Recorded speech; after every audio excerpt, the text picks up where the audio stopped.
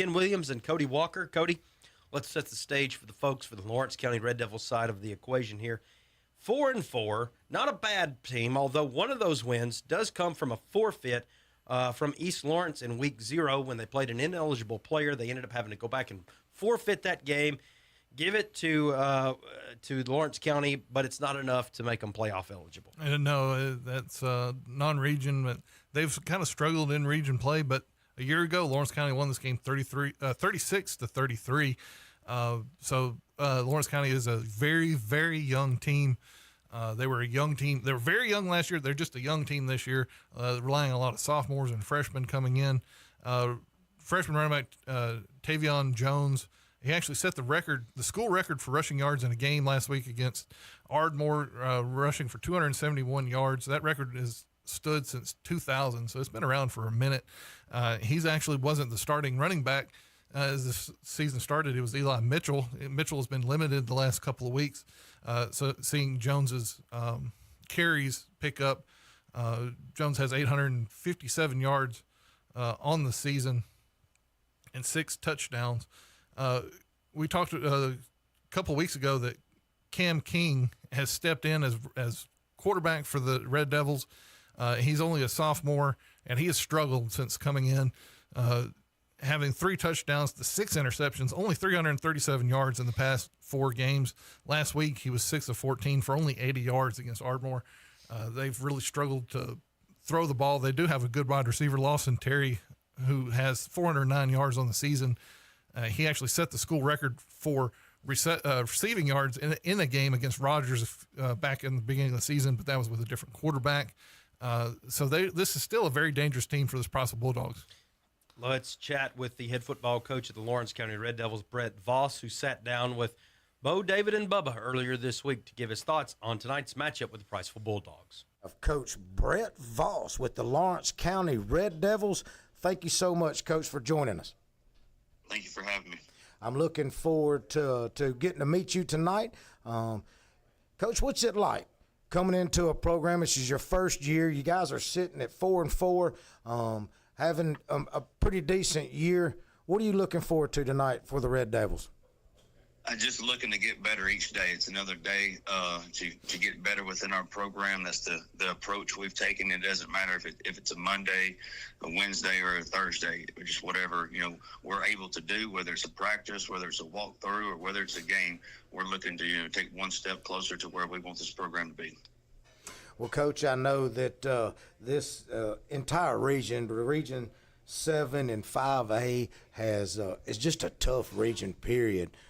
What are your thoughts about joining the 5A Region 7 and moving forward? It's a very physical region. It's a region with a lot of size and a lot of physicality to it.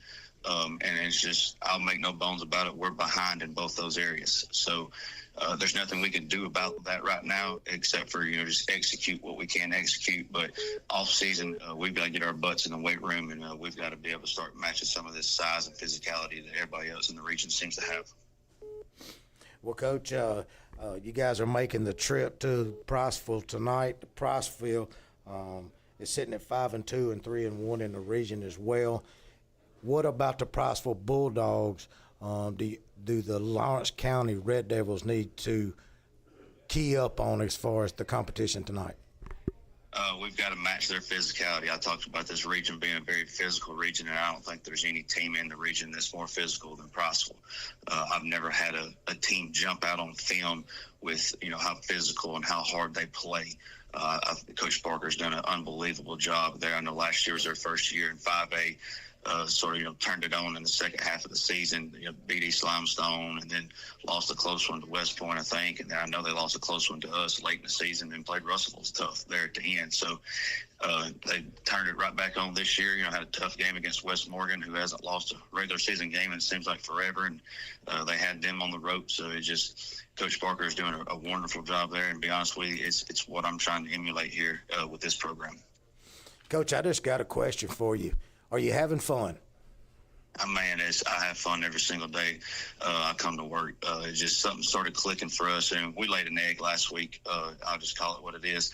But, the 3 weeks before that, we just it was Monday, Tuesday, Wednesday, Thursday was, the most fun a practice week has been for me in a long time. And Friday night was just the byproduct of it, when we had a good performance against, Haleyville, and then had to turn around, had our best performance of the year against East Limestone at East Limestone.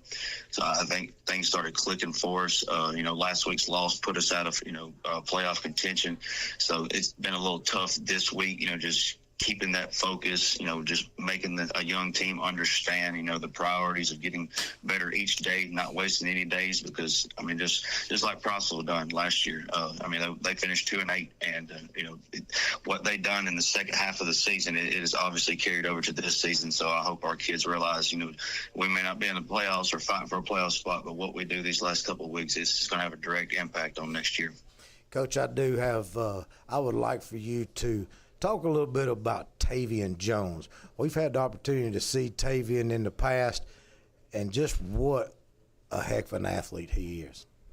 He's an unbelievable athlete, but he's an even better person. I had the privilege of coaching him his 7th grade year at Russellville. So I've known Tavian for a couple of years now. He's the most selfless player I've ever coached in my career. He is an unbelievable kid. He's just so humble. He ended up breaking, our all-time rushing record for a game Friday night against Ardmore. I think he had like 281 rushing yards.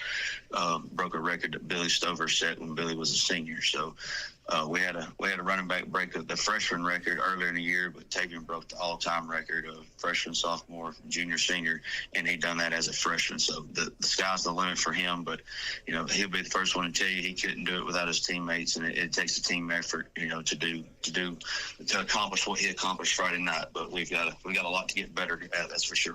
And, Coach, I know for coaches that come to a new program and are trying to rebuild it and bring in their schemes, whatever you want to call it, I know you got to build it from the ground up. And I would say take a minute just to talk about your freshman class. They're pretty special. We had 20-something seniors last year. Over half my roster starting out fall camp. Over half my roster were freshmen this year. I took the job in March. All I heard from March all the way to August was, the last 4 coaches here, their first season, all 4 started out 0-10. For me not to get discouraged and all that. And that's what I told the freshmen and the whole team. Like, I don't like that mindset. Like, we're not going into it with that. That's just, I'm a competitor. It's not who I am. And, if you'd asked a lot of people, I guess, at the beginning of the year, 8 games in, if we'd be at 4-4, they'd tell you, you're just crazy. So I know a lot of people are, patting us on the back and whatnot, but to me, we're still just average at best, at 4-4, and we've got a long ways to go, but I think we got a bright future ahead of us. Well, Coach, I know it's Friday, and it means a lot to us that you had the time to call into the show, and we appreciate you very much, and good luck tonight. I appreciate everything y'all do and giving our kids the platform to give them the exposure that they deserve. So thank y'all for everything you do. Thank you, Coach. When we come back, we'll check in with the Priceville Bulldogs side of the equation here, see if they can bounce back in a big way and keep themselves very much in play for a home playoff berth, setting up what would be a massive showdown next week with Russellville. We continue with the North Alabama Co-op preview show right after this. Hunters, get ready. North Alabama Co-op has the gear you need this season. New this year, 125 and 200-pound deer protein tubs built to grow strong, healthy herds. Plus, stock up on practice targets and ammunition to sharpen your aim before the big hunt. Shop today at your Marshall and Morgan County North Alabama Co-op locations, where hunters get the edge they need. North Alabama Co-op, your partner in the hunt. Are you paying too much for your insurance? At Aiken & Associates, we offer home, auto, farm, commercial insurance. It's always a good idea to review your insurance policies to ensure you have the best coverage for the best price. Aiken & Associates is an independent agency that does all the work for you. This can save you time and potentially money by ensuring you get the best coverage at the most competitive rates. Priceville, Coleman, and Decatur. Give us a call at 256-355-8500 or visit our website at aikenandassociates.com. Aiken & Associates Insurance Group, your local Progressive agency. Now back to the Priceville Bulldog pregame show on Fun Radio 104.9 FM. Brought to you by North Alabama Co-op. Final few moments in the studio as we prepare to throw you out to the dog pound for senior night. The Priceville Bulldogs in their final regular season home game of the 2025 campaign, and they take on the Lawrence County Red Devils tonight. I'm Adam Ward alongside Ken Williams and Cody Walker. Cody, Priceville is going to have to just forget about last week. I think they had a mirror held up in front of them and figured out, hey, we've still got a little bit of a ways to go. Taking some massive strides this season, but I think Fairview kind of showed them, hey, we've still got business yet to take care of. Yeah, sometimes coaches can look at losses as a not only a silver lining, but it's a teaching moment. And sometimes coaches would rather see a team lose at times. They'll never say this publicly, but they'll always take it in as an opportunity to show the weaknesses in your team, not have your team get overconfident going forward. You can actually work on some deficiencies where you're not worried about upsetting anything that's working well. That you've got this. Just use this as an opportunity. That's what any of the great coaches will say: is a loss is only an opportunity to get better. And I think that this is what this coaching staff could do. It was really Fairview wearing them down in the second half. Throughout the game, as the game went on, it was just the runs were a little bit less. They were a little bit longer. They were a little bit. It was just a gradual slowdown as the game went on that Fairview was able to do. So that's one of the things I'm sure that they're going to look at is, getting into that second half and being able to go through the finish line and get through the tape. If you're wanting to set up that battle for second place next week against Russell, you got to take care of business tonight. And I'm sure looking at the tape, the coaches are saying that you can't sleep on this Lawrence County team. Indeed. And Bo, David, Bubba, they had an opportunity to sit down with the head football coach of the Priceville Bulldogs, Coach Seth Parker. We have our good buddy, Coach Parker, with the Priceville Bulldogs. Coach, you join us every week, and we sure appreciate it. I look forward to this breakfast for 7 days. Thank you so much for joining us. Yeah, man, appreciate you guys having me here, and I always enjoy being here with you guys. And I hope we're here like 7 more weeks. I want to be here every single Friday morning, and I hope we play for a long time through November. That's right. We were just talking earlier, Coach, that tonight's really the last regular home season game. And I told him I'm putting it in our atmosphere. We have a home game in 3 weeks. Man, I believe it. I hope you're right. I told the kids earlier this week, you don't really we don't know what the future holds, so let's make tonight count. But hey, let's bust our tail after tonight as well and make sure we do everything we can to try to be able to come home and play at least one more game here. Senior night is tonight. How special of a night is this to someone like a head coach who gets to be around these players probably more than their parents or anybody else, especially during football season? Yeah, I mean, it's it does, it's a little bit sad in some ways, it's a little emotional, and I know certainly for the parents, they're obviously going to be emotional about it. And the thing that's special here is I talked to them yesterday about I asked them how many of you played Pee Wee ball, played Pop Warner ball at Bulldog Stadium, and nearly every one of them raised their hand. And so I'm like, man, you play here your entire life, and so I know there's going to be a lot of emotion tomorrow night, but let's go. It's a legacy type of deal. Like, go out and finish the job at your stadium that you've grown up at, and it does get emotional. Especially with the situation we're in this year. You go last year. I talked to the kids yesterday about it, and I don't want to get too deep into it right now because I will get emotional thinking about it.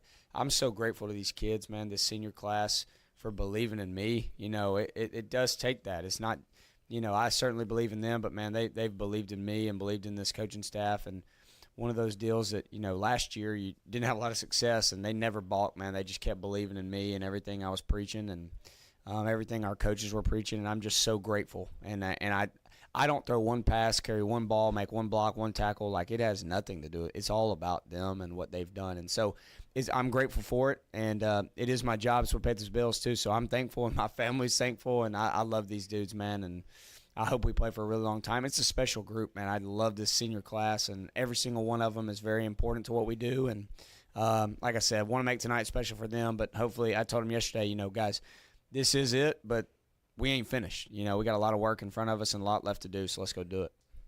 Coach, Lawrence County's coming to town tonight. What is the key to stay successful in region with Lawrence County?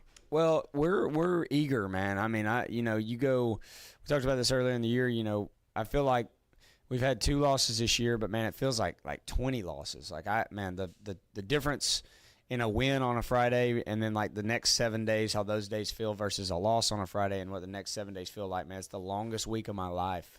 And so we're eager to jump out there and get rolling again. We want to get back in the win column, but we've got to go out and play our brand of football, which is physical. We got to run the ball. We got to stop the run. I don't think we did either of those things or any of those 3 things last week very well. A lot of that has to do with our opponent, but we're ready to get back to the way that we play. And Lawrence County is a good team. I mean, I heard you guys. I was listening as I was driving in, man. Coach Vols, I told him earlier this week, what he's done this year after losing 20-plus seniors last year and to be as young as they are, man, it's incredible. And they're a good team, man. They're a good team, and their record, I think, shows that. They've been through some tough times this year, had some success this year, and so we got to be ready to play, but we've got to execute, do our job, execute, play hard, play physical. And again, it's a legacy game for our seniors. What do you want to leave this crowd, this town, your last performance? What do you want them to remember about you? And so we got to go execute and play Priceville Bulldog football. And like you guys have seen and have seen for years before I was here and even now, it's about being physical, running the ball, and stopping the run. Well, Coach, you're talking about tonight being a legacy game. Let's rewind 1 week. Last week we had the Gold Star game through Woodmen of the Life. Yeah. What was that like through the coach's eyes? Man, it was special. I'd never been a part of anything like that. Of course, at other schools I've been at, we've done stuff like Military Appreciation Night or, things like that. But, man, it was special. That was a one-of-one type of game. And, I really appreciate Woodman Life for putting that on for us and organizing that. And I'm really proud of our guy, Kobe Kukuk, for representing us in such a strong way. The way that he talked to the Rich family afterwards is just really – heartwarming. I'm just I'm so proud of that kid, man. And I go on talking about him and all of our seniors, but also the Fairview community coming out and supporting that with the Fales family. And, man, it's bigger than football. And, in some ways it was a little bit healing. You lose a game like that. Of course, you're disappointed, and you don't really want to have to sit out there and go through that ceremony, but it was great. And the respect that our side showed, the respect that Fairview's coaches and staff and players showed, and I just think it was kind of an all-encompassing type of night and something that I hope we get to do again in the future here in Priceville. So really thankful to Woman Life. And yeah, man, if anybody,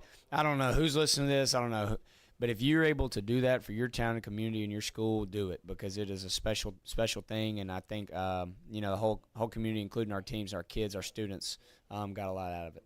Yeah, I can tell you, Coach, that the radio crew, we loved every minute of it. The veterans on the field holding the flag. All the veterans got in free. It was just a great night. And you're right. It reminded everybody in that stadium or anybody that was listening on air that there's a lot more than football. Yeah, and I was touched by the story. Of course, I had read a little bit, but not a ton. And hearing the story about, I think it's Adam Fales, who had played at Fairview and was like the school's.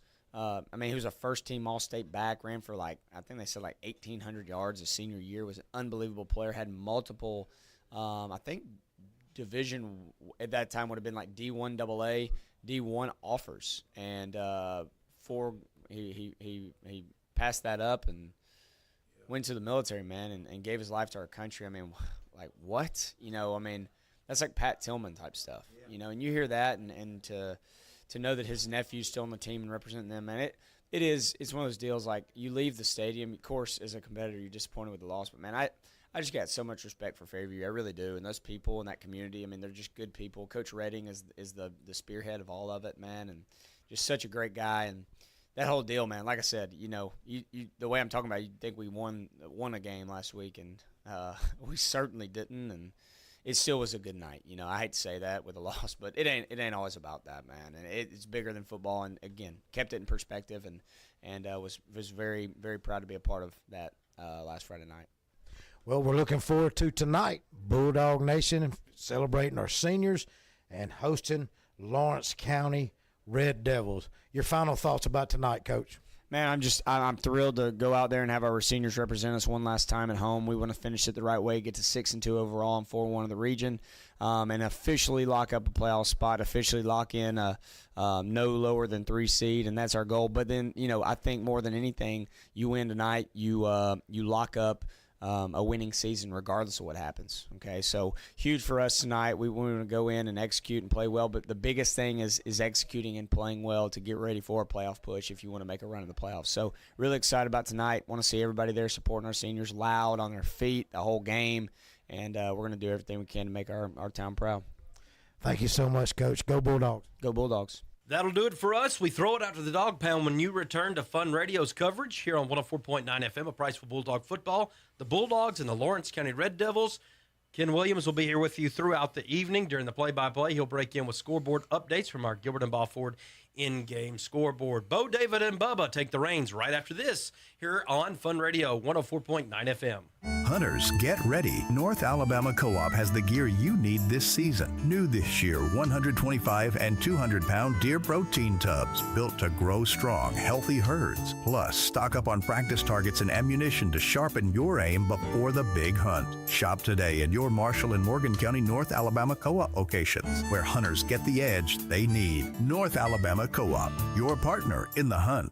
The Pillbox Pharmacy Priceville is your trusted community pharmacy committed to outstanding customer service and affordable prices because your health should never be compromised. The Pillbox is a full-service independent pharmacy with a wide variety of services including conventional prescription filling, medical equipment, immunizations, the convenience of free delivery on prescriptions, and a drive-through window on site. Located at 474 Alabama 67 South in Priceville. Experience the Pillbox Pharmacy Priceville difference today. Now back to the Priceville Bulldog pregame show on Fun Radio 104.9 FM. Brought to you by North Alabama Farmers Co-op. Good evening, everyone. Welcome to Priceville High School. We got a region matchup between the Priceville Bulldogs and the Lawrence County Red Devils. I'm David Sharp. I'm alongside Bubba Thrash, and we are in the Holly Blackwood Realty broadcast booth getting ready for some football action. Bubba, welcome to the show. Absolutely, man. I listened to the coach's breakfast show this morning. Y'all got me fired up, 2 hours of that, and I was ready to come to the game this morning at 9 o'clock. So I've been waiting all day for this one. It's going to be a big game. I think we got two teams that, Priceville's got a little bit more on the line, obviously, but I believe the Red Devils, they didn't come over here because we got great hamburgers in the concession stand.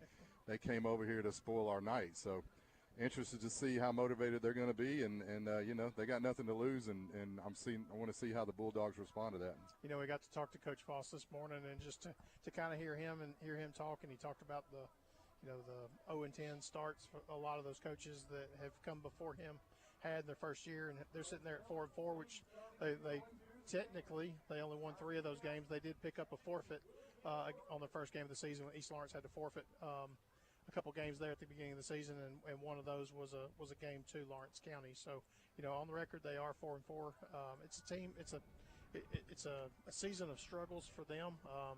If you start to look at their roster, this is a very young team, a team that almost half their team is made up of freshmen. And when you start talking about senior leadership and things like that, it's a team that was kind of cursed by just the way the cookie crumbles. I guess they graduated 20-something seniors last year, and that's really hard to overcome. You lose a lot of leadership when you lose that many seniors in one whack. Yeah, obviously the coaches like to have it spread it out, a good mix of all classes across every team, but sometimes when you have big senior classes like that, then the next year could mean that you're going to be really young. They are led by Tavion Jones, though, a great freshman running back, and incredible job that he's done for them this year. He's really the horse that makes them go. We are a little bit more deep, I believe, in our running back in our backfield. So I'm excited to see our running backs and what they're going to do tonight. I want to really challenge them. We've got 2 games left, lots on the table in front of us, and a lot to play for. Interested to see how Coach Parker's going to have them motivated tonight, but. Yeah, good opponent across the field in Red Devils. What's up, Bo? You're talking about motivation. He was talking to him this week, just explaining to the fact that this might be your last home game. Most likely we're going to work hard butts off to where it's not. But this is your last official, on the schedule, home game of your senior year. Yeah. Let's protect this place. And I just gave a high five to all the senior football players. They were walking out on the field because they're about to get recognized as seniors. And I just told them all as they shook my hand, soak it in, boys. Soak it in and soak it up tonight. Yeah, that's right. We'll talk a little bit about those seniors. We've got 12 of them ourselves. I'm just going to kind of run through those guys and, give those guys a little bit of love. Braden Reamer, Hudson Eubanks, Caden Cartee, Jake Hamilton, Sheldon Graham, Sincere Baker, Aiden Hill, Keegan Hightower, Bronson Carroll, Kobe Kukuk, Cole Oliver, John Scott Chrisman, Gray Cathy, and the manager Noah Betterton. And we're also in memory of Chloe Hastings, who is also would be a senior manager as well. Yeah, I think what's interesting with every season, David, is you come into the season and, the first few weeks you think about the seniors maybe that you lost last year, and in your mind you think, well, how are we ever going to replace those guys? That's right. And it's like that with every class, because now as we're eight games into the season and these guys have established themselves as a incredible senior class, really probably – I would say achieved more than maybe most people thought they could, really, honestly, this year. They've done an incredible job leading, and that's all we've heard, actually. We've heard that they've just been great leaders on the field, in the class, off the field, and it's been a lot of fun, really, to see this class develop. And now we start thinking about, not yet, but, you start thinking about, man, how are we ever going to make it without these guys next year? So they've really made a good impact, and a lot of memories on this field. They've played a lot of games out here, so this is really special for a lot of people in the stands as well. Well, it's interesting you say that. I mean, you talk about those thoughts from last year and replacing those people, and you can't think anything bigger than guys like Brody Collins. I mean, right there in the heart of the defense, Tide Borton playing at safety. I mean, those are two weapons, and I think everybody has those kind of thoughts. And, like, how are you going to replace those guys along with many others? But, those were two guys that were senior captains, and how can you replace it? But then, you fast forward and you look at how well our defense has played this year, and those guys have stepped up. And we talked to Tide earlier in the season. We had him here for a halftime show, and, we talked about, just being the good example for that next class up. And those guys have filled those shoes, and there will be guys that will step up and fill these guys' shoes come next season. But, yeah, what a great leadership group that we've had. We've gotten to talk to Coach Parker about how, guys like Bronson Carroll has really stepped up as a senior and step up as a leader of the team, and just being an example of how to work hard and push everything to the limits. Yeah, actually 2 weeks ago when we were interviewing Coach Parker, I think Bo asked him the question, what this class is a little bit different. We know you're really enjoying this team, I believe, and something like that, and said what makes them so special. And his point was they just love each other, the way that they love each other. That starts from the top. That doesn't happen normally if freshmen are in there and they're kind of beating that drum. That has to be a drum that the seniors are beating, and then it's an example that others will follow. And, I think it shows. These guys really do play for each other. They love each other. They hang out with each other. They enjoy being around each other. They support each other, encourage one another. And it's not a me team. This is a full effort. They've done a great job leading from the standpoint of, we're the oldest, but we're going to lead well in the way that we represent ourselves, the way that the effort that we have, and that's been evident, I believe, in the coaching staff as well. Well, Bo, you got to go to the pep rally today, and they had a little spoof video that the moms of the seniors did. Tell us about that. Oh man, it was really cool as the lights went off in the gym today at the local pep rally there at Priceville High School, and the moms reenacted a hype video that the seniors have done all season that they played before the pep rally, and it was just really cool. So mimicking their son or daughter in the cheer, or daughter or some son in the band, it was just really cool. It was a little over 2-minute video, and it was just special. The entire school erupted in laughter and cheering, and it was just really cool to be a part of, to see today. Well, I'm going to actually take that video and I'm going to post it to our Facebook page. So if you would like to see the video, you can jump on our Facebook page, and it will be uploaded here in just a few minutes, and check that out. So it's definitely a good time. It's good entertainment, and that was not only for the seniors for the football. It was football, band, cross country, team managers, it was volleyball, everything. I think I talked to Nancy Burgess. Her daughter Briley is a majorette. And she just told me down there before coming up here, she said, last year they did a dance video, the parents. And she said, we weren't dancing this year. Yeah. So that was what they came up with. I love the way all the mamas tried to look so hard, but you could see a little grin, like they're just too nice, too sweet. You can't be hard, so. Man, that's a moment that every one of those seniors and their mother will remember forever. I mean, that was just a great video. I loved every moment of it. As we're sitting here at the field, the seniors are getting honored on the field. They're coming out to the 50-yard line with the players and parents from each of their respective teams. So, well, Bubba, let's dig into this game a little bit. For the Bulldogs, coming off of a loss against Fairview, what did you see last week that you would like to correct if you were in Coach Parker's shoes? I think we need to. We kind of mentioned this as a team here, with just among us three over dinner there. Establish the run.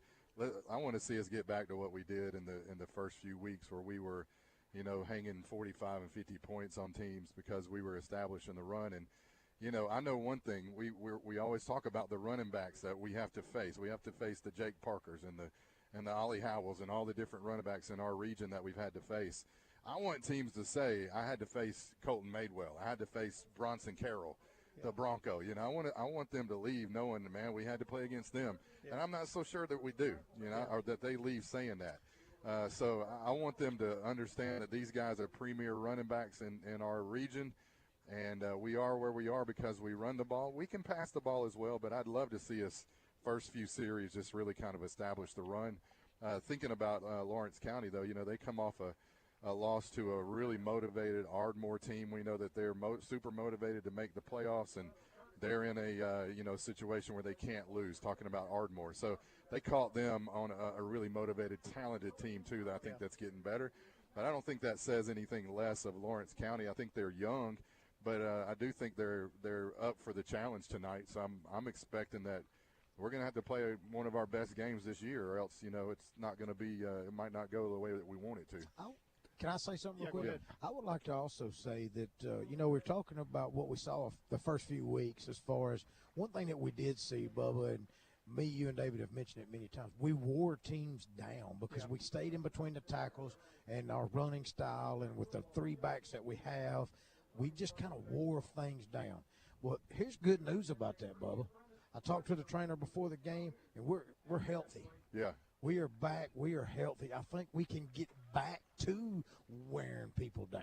Yeah, good. Yeah, because, the trenches, man. What's every coach that we interview, what does he say? Y'all are big and physical, right? That's right. I want to prove it tonight on our home field.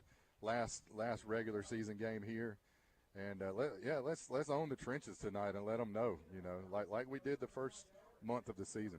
You talk about being healthy. We did get to see Bronson Carroll come back last week. He was, I won't say a limited role. One of the things that Coach Parker does well is he's going to show a lot of different looks. He's going to show a lot of different styles of play throughout the game, and so he doesn't really key on one. He's not one of these coaches that's going to put a tail back in the pistol and just try to pound it down your throat. He's going to misdirection. He's going to play the option. He's going to play the spread offense, heavy package. You're going to see a lot of different things out of us, and we're going to run multiple plays out of each one of those sets. And it was good to see Bronson back on the field after a few weeks out, and I love it when he's on the field. I think he changes things on the field, and he's definitely a weapon that the other teams are going to have to contend with. So. Yeah, and I don't know if that means he'll get limited time maybe tonight. I don't know. We'll see. But also on defense, David, linebacker, he's an important piece in that puzzle as well.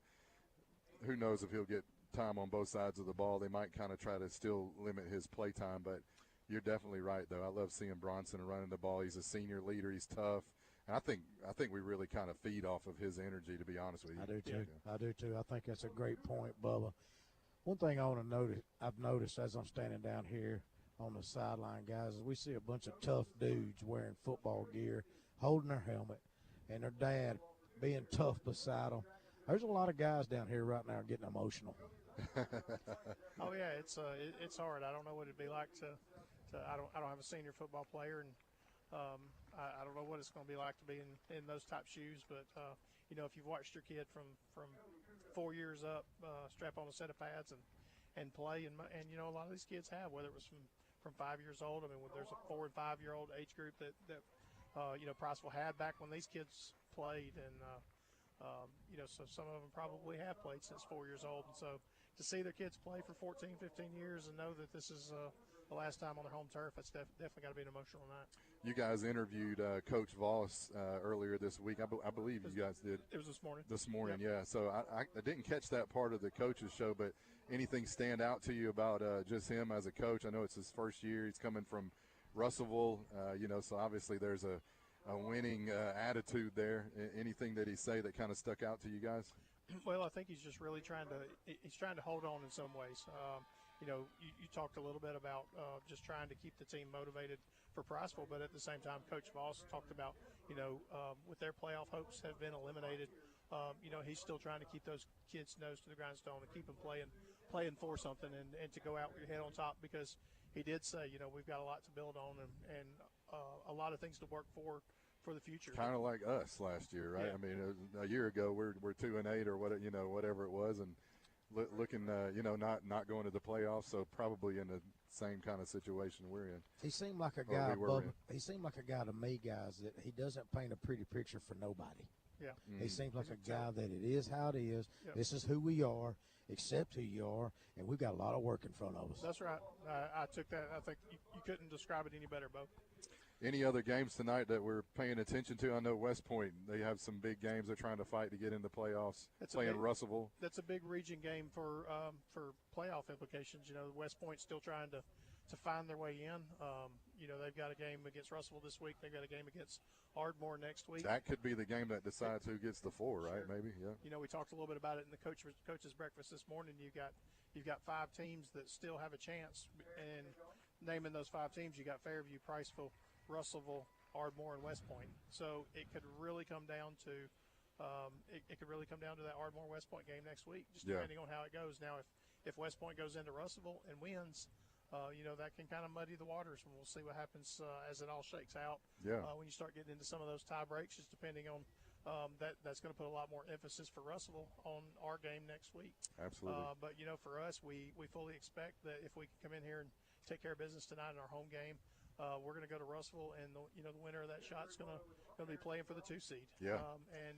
And home field advantage. So we want another crack at the home field, and absolutely, especially second year in 5A, and then also there's a lot to be determined over in Region 8. I think, right? All 4 of those seeds have not been determined, so the teams have been decided. They just don't know what order they're going to go in. That's right. Yeah.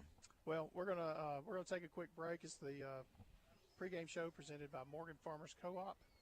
About 20 minutes till kickoff. We'll be right back. You're listening to Bulldog Radio on the Fun Media Sports Network. Hunters, get ready. North Alabama Co-op has the gear you need this season. New this year, 125 and 200-pound deer protein tubs built to grow strong, healthy herds. Plus, stock up on practice targets and ammunition to sharpen your aim before the big hunt. Shop today in your Marshall and Morgan County North Alabama Co-op locations, where hunters get the edge they need. North Alabama Co-op, your partner in the hunt. Call Sharp Roofing and Construction for all your insurance restoration needs. From hail and wind damage to interior water claims, our team of professionals can handle it all. We specialize in restoring your property and getting you back into your home quickly. Leave the work to us. Call us today at 256-580-6075. Look us up on Facebook or visit our website at sharproofingandconstruction.com. Sharp Roofing and Construction proudly supports Priceville Bulldog Athletics. Now back to the Priceville Bulldog pregame show on Fun Radio 104.9 FM. Brought to you by North Alabama Farmers Co-op. Welcome back to the Holly Blackwood Realty broadcast booth. It's a pregame show. First off, I want to thank Longhorn. Longhorn feeds us every week. That's right. John Cushnell and his staff do a really good job. Thanks for putting up with us. I guess it's probably we're all on a first name basis over there. I got there early today at about 4:00, and instantly said, "Y'all got 4 tonight?" He knew who we were. Took me right to the table and I said, "Yeah, we got 4." Yeah. I'm waiting on him to put my name on the table. Just go ahead and put me a little plaque right there in the corner. So. Guys, how cool is this out here? They're giving something to Chloe Hastings' parents, a picture and some flowers, and the football team surrounding the family right now. That is special. Yeah, that's awesome. Chloe Absolutely. Hastings, team manager last year, that was killed back in May in a tragic car accident. She would be in her senior year this year, so definitely a great way to honor her memory, and she's just as much of a part of the team right now as she was last season. So, got her hashtag over there on the side of the field, LLCH. If you guys want to check that out on socials, you can catch all the pictures and anything that's associated with that. Be able to go follow that if you're listening. It's been special to see them, even through homecoming. All of the parade floats and everything all had LLCH, and they honored her through each one of the classes. But yeah, it's her senior year. It's definitely a special year and special memory for all of her senior class. Hey, I want to take a second to congratulate the volleyball team. Oh yeah. We should probably mention how well they're doing this year, and you guys know a little bit more about it than I do. 4 in a row. Four area Fourth championships? area championship in a row And with so I know Coach y'all Emily said that Williams. means, Congrats. I know y'all said that means we go to Birmingham, but is it like, I don't know, is that regional, sub-region? I don't know what they call it. I'm not sure. I'd have to check to see what that schedule is. I think they said they play Wednesday. Okay. All right, So. good deal. So those girls are showing out and accomplishing a lot. Played a tough schedule this year, man. We didn't dodge anybody. I noticed they didn't dodge anybody. Yeah. We had 7A teams driving from Birmingham to play us on a Tuesday night. So that's respect. Put some respect on that Bulldog volleyball name. Hey, I talked to Coach Williams one night, and I was asking her questions about 7A and all the big schools coming here to play. And you know what she said? She said, I play teams that help us win on weekends. Yeah. Oh, yeah. And that makes all the sense in the world, because on the weekends you're playing on all these 5A tournaments, which get you to regionals. It gets you to area championships. So when you're playing the 7A schools and all that, all you're doing is developing players into outstanding athletes. That's right. That's how you win area championships right there. That's right. She's got it rolling for sure. Yep. What you got, Dave? Well, good luck to the girls. Bubba, before the break, you were kind of asking about some of the games. You talked a little bit about 5A Region 8. Yeah, I mentioned that and didn't kind of explain that that's who we would play in the first round if it gets to that. So it is. Yeah, so go ahead and explain that. Well, so you got four teams right there, and the weird thing about it is the team that's on top is Scottsboro right now. They're sitting at 4-1. Not that they're going to stay there, but right now they've played 5 region games, and some of these other teams have only played 4. So right now they're sitting at 4-1. And you got Gunnersville, Boaz, and Arab all sitting at 3-1 right behind them. All 4 of those teams are locked into the playoffs. We know who they are. Now we just got to figure out where they are and where they're going to sort out. And I want to say they're all playing each other this week, tonight. Well, you've got Scottsboro playing Arab. You've got Boaz playing Gunnersville. Exactly, yeah. But you had a big game last week. You had Gunnersville playing Scottsboro. Scottsboro coming off that loss to Brewer the week before. That was a huge upset for Brewer to go in there and upset Scottsboro. That was a top 10 ranked Scottsboro team. Right. I think they were ranked 9th at the time. Then you got Gunnersville that's also ranked in the top 10. Scottsboro turned around last week and took it to Scottsboro. Or, excuse me, Scottsboro took it to Gunnersville and beat them pretty handily. So now you got Gunnersville sitting with 1 loss. You've got Scottsboro. They're sitting with 1 region loss. However, they do have 3 losses overall. So a lot to sort out over in that region right there. Lots to play for in the north up here. We're still active and a lot of important games tonight. We'll be paying attention to those scores for sure.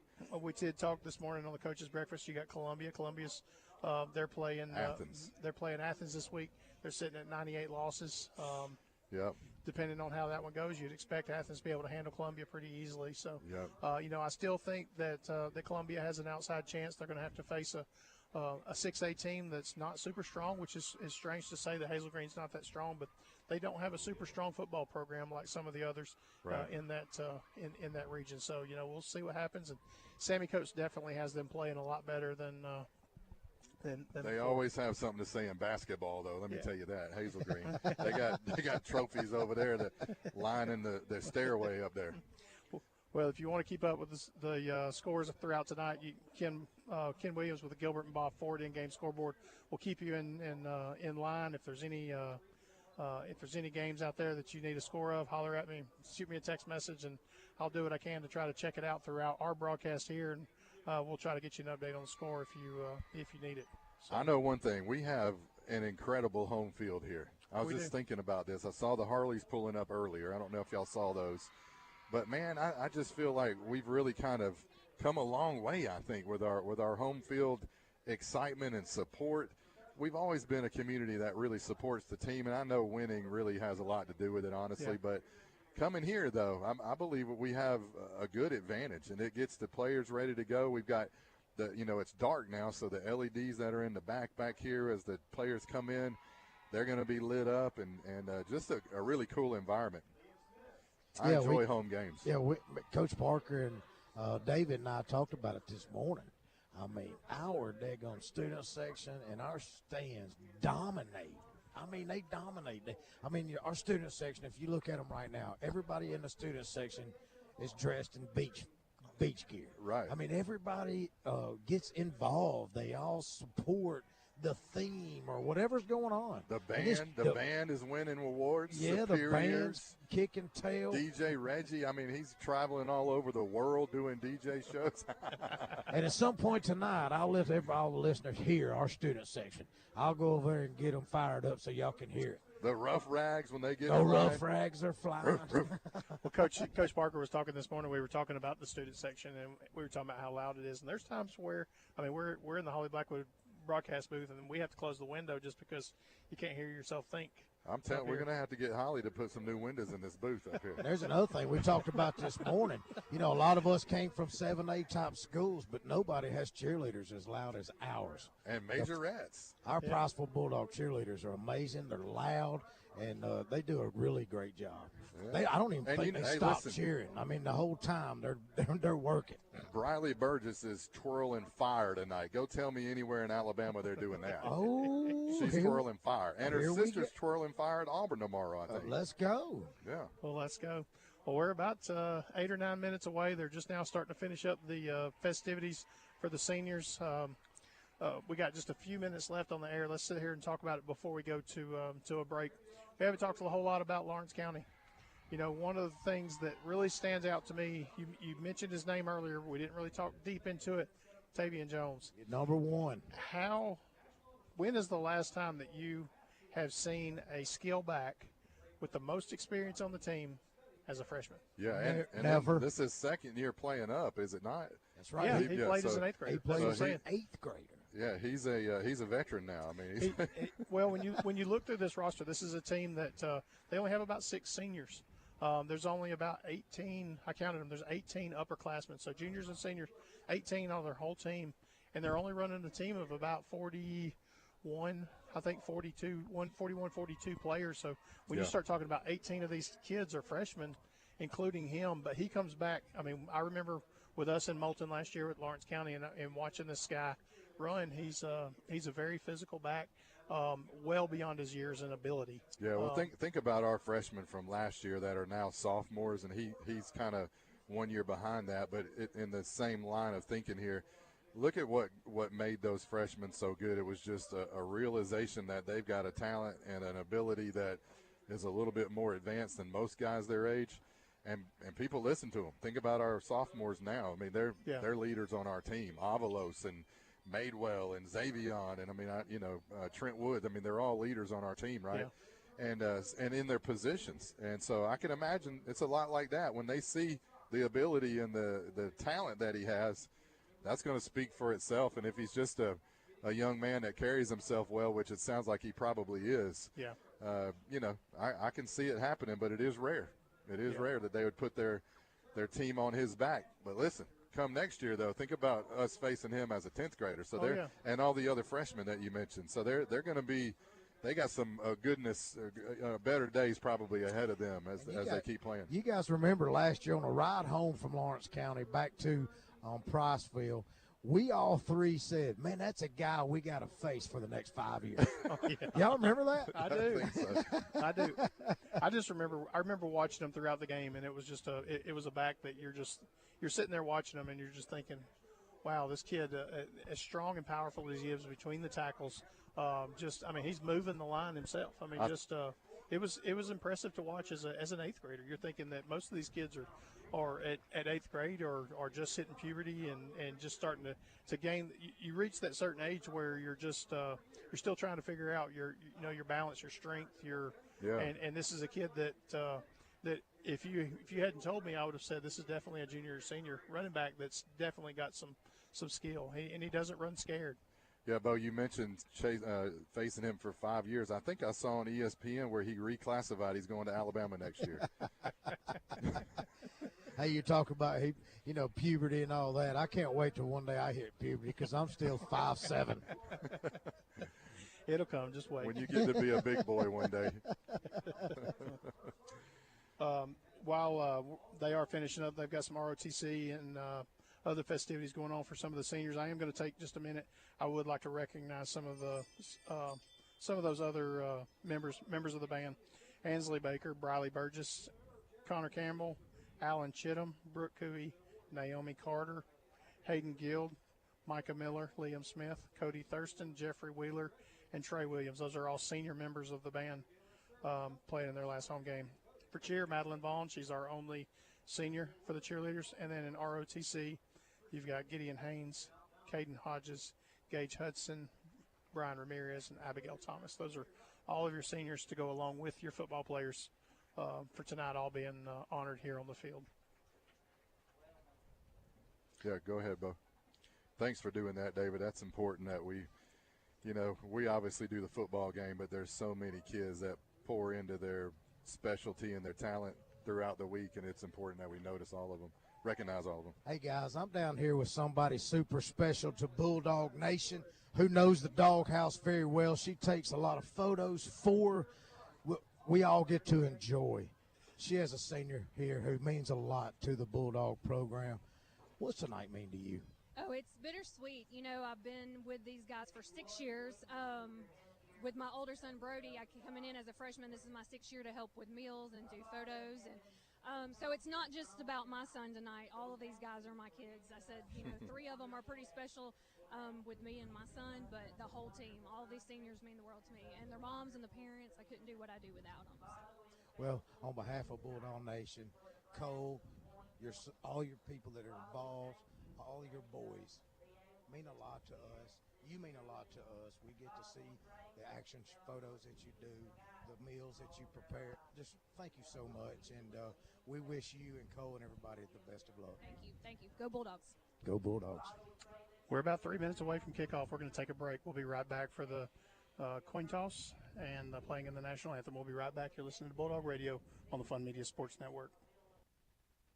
Hunters, get ready. North Alabama Co-op has the gear you need this season. New this year, 125 and 200-pound deer protein tubs built to grow strong, healthy herds. Plus, stock up on practice targets and ammunition to sharpen your aim before the big hunt. Shop today in your Marshall and Morgan County North Alabama Co-op locations, where hunters get the edge they need. North Alabama Co-op, your partner in the hunt. Hey guys, Bo Goss with First and Sold Marmac Real Estate. Did you know that homes sell 10 times faster during football season, and that your offer to buy a home has a greater chance of being accepted during football season? Okay, I'm just kidding.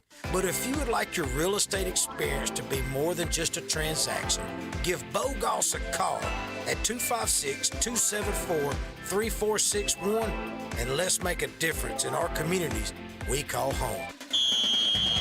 Show Creek Church loves the city of Priceville and is proud to sponsor all the Priceville football games right here on Fun Radio. Touchdown! If you are looking to experience authentic faith, you're invited to Show Creek Church Sundays at 10 a.m., located 1 mile from Libby's Catfish and Highway 67, Old Show Creek Road.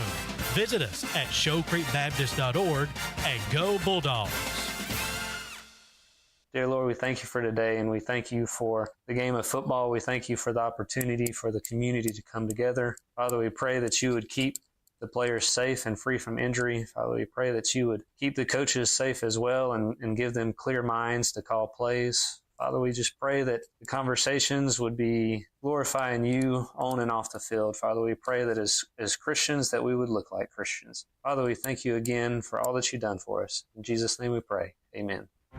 The following is a copyrighted feature of the Fun Media Group in conjunction with the Alabama High School Athletic Association. Priceville Bulldog Football is on the air. Priceville Bulldog Football online at funradioal.com, on the Fun Radio Facebook and YouTube channels, and on the air at 104.9 FM. Tonight's game is brought to you by Bo Goss with First and Sold Marmac Real Estate, Sharp Roofing and Construction, Holly Blackwood Realty, North Alabama Co-op, Aiken and Associates Insurance Group, Citizen Family Dentistry, Shoal Creek Baptist Church, Alpha Insurance and Agent Nick Garner, the City of Priceville and Mayor Sam Heflin, Owen Home Appliances, Priceville Foodland, Discount Auto Parts, Bug Stompers, Joe Wheeler Electric, Wheeler Basin Natural Gas, Alabama State Representative Parker Moore, Decatur Orthopedics, Pillbox Pharmacy, Paintworks, Timber Creek Land Solutions, and by Stonehenge Horticulture Alliance. Now from the Holly Blackwood Realty broadcast booth, it's time for Priceville Bulldog Football. Let's go down to the field for the call of tonight's game with David Sharp, play-by-play, Bubba Thrash, color commentator, and the Bo Show, Bo Goss on the sideline. Back to Priceville Stadium. We're at the Holly Blackwood Realty broadcast booth. National anthem just finished up. The color guard just came off the field. The captains are lining up. We're waiting on the Lawrence County captains to make it their way to midfield. While we're there, we're gonna go ahead and call out the senior captains for the Priceville Bulldogs. All 12 of the seniors are out here. 44, Kobe Cookuk, Sincere Baker, Caden Carty, Braden Reamer, John Scott Chrisman, Keegan Hightower, Jake Hamilton, Aiden Hill, let's see, Hudson Eubanks, Bronson Carroll, Cole Oliver, Sheldon Graham, and it looks like I'm missing one. I'm trying to see his jersey right now. That's going to be Gray Cathy. Bubba, you're going to have to help me with the captains across the field. All right, I'll get them. Captains across the field, we're looking at number 7, Lawson Terry. 25, Camden Hall. 58. 58, Christian Graham. And I believe that's number 8 injury. Number 8 looks injured. That's Jack Boyle, quarterback, senior quarterback that might be out tonight. Yeah, they had a couple guys that wasn't dressed. We're going to send it down to Bo Goss for the coin toss. Control your teams. Good sportsmanship, okay? Yes, sir. Hey, speaking captains, you're going to call it? Yes, sir. Okay. The side that says tails will be tails. The side that says heads will be heads. Captain, it's your selection. You're the Yes, sir. victor. Tails. Tails is what he called. I'm gonna flip it. If I drop it, we'll do it again. The call is tails. Didn't drop it. It is a tail. We want the ball. It is a tail. Okay. Sounds like Lawrence County won the toss, and they elect to take the ball. That is correct. All right, David, we got black on black with the yellow lids tonight. Big P going on the side, white on white with white lids on the Lawrence County side. You know, if you look at that, good matchup colors. If you look at that red's got a little bit of a metallic sheen to it, almost like a little bit of a, just a little bit of a glitter look. If you look at their shoes, their socks, they got just a little bit of a sheen to them. I like that. Sparkly, I like that. like Oregon. Teams are starting to make their way back to their run-out tunnel. We're about to get this game underway. Did we know when number 8 might have got injured? I hadn't heard or didn't see nothing. I'm not sure. Yeah. Hate that he's a senior and not going to be able to play this game. Referees are out at midfield having a pregame discussion. Spirit Lions they're making their way out to the 40-yard line. They better get their communication done because it's about to get loud. And here comes the Bulldogs. PHS banners out front. Led out by the Harleys, and here comes your Bulldogs. Here they go.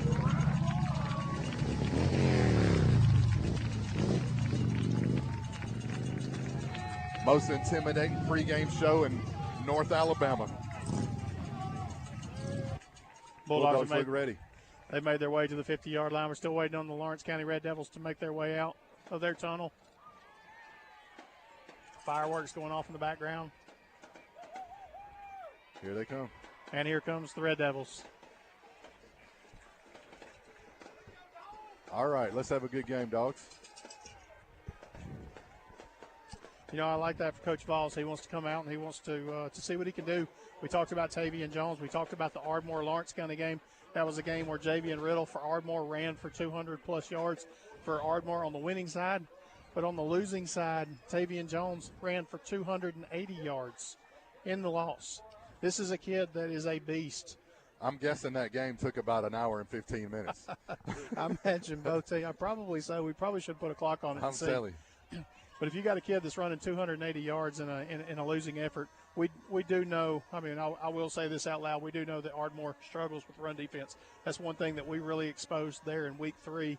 That they struggled to contain guys once they got out in open space. So.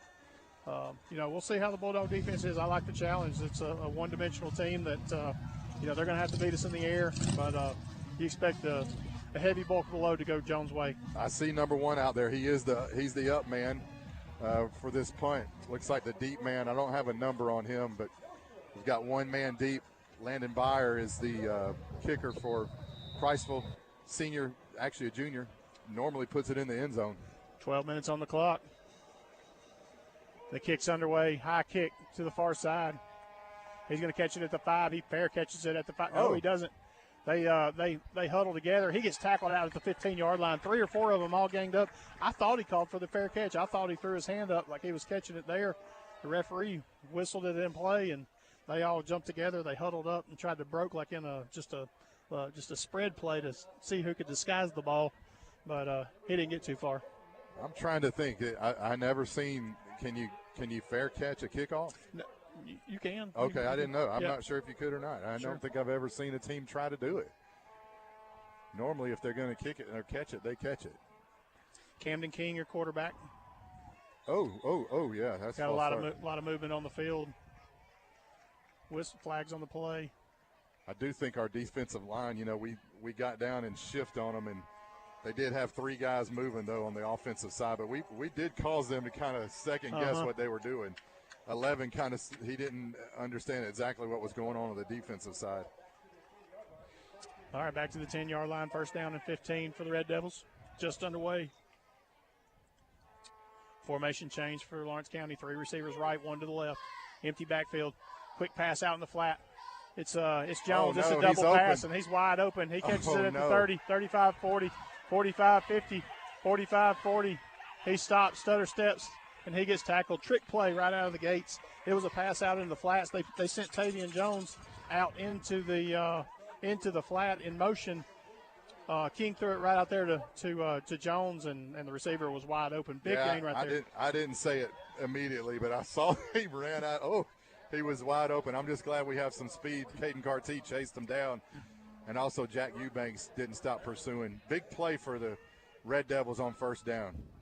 Wonder how many times they practiced that this week. Well, 60-yard play to start the game right now. 1st and 10, ball at the 30. The snap. The give to Jones. He tries to go off right tackle. He gets through the line. He's going to get out to the 22-yard line, a pickup of about 8 on the play, bringing up 2nd down and 2. Yeah, that was going back to that first play there. I mean, just probably a completely different look. Who knows if they've shown that play all season. It could be something that was the first time we've seen. But they definitely caught us looking into the backfield thinking that Jones was going to get the pass. That's a gutsy call in the first play of the game, I think. Tavian Jones, I did see that he did have 1 pass on the season, but it was for 5 yards, not for 60. Yeah.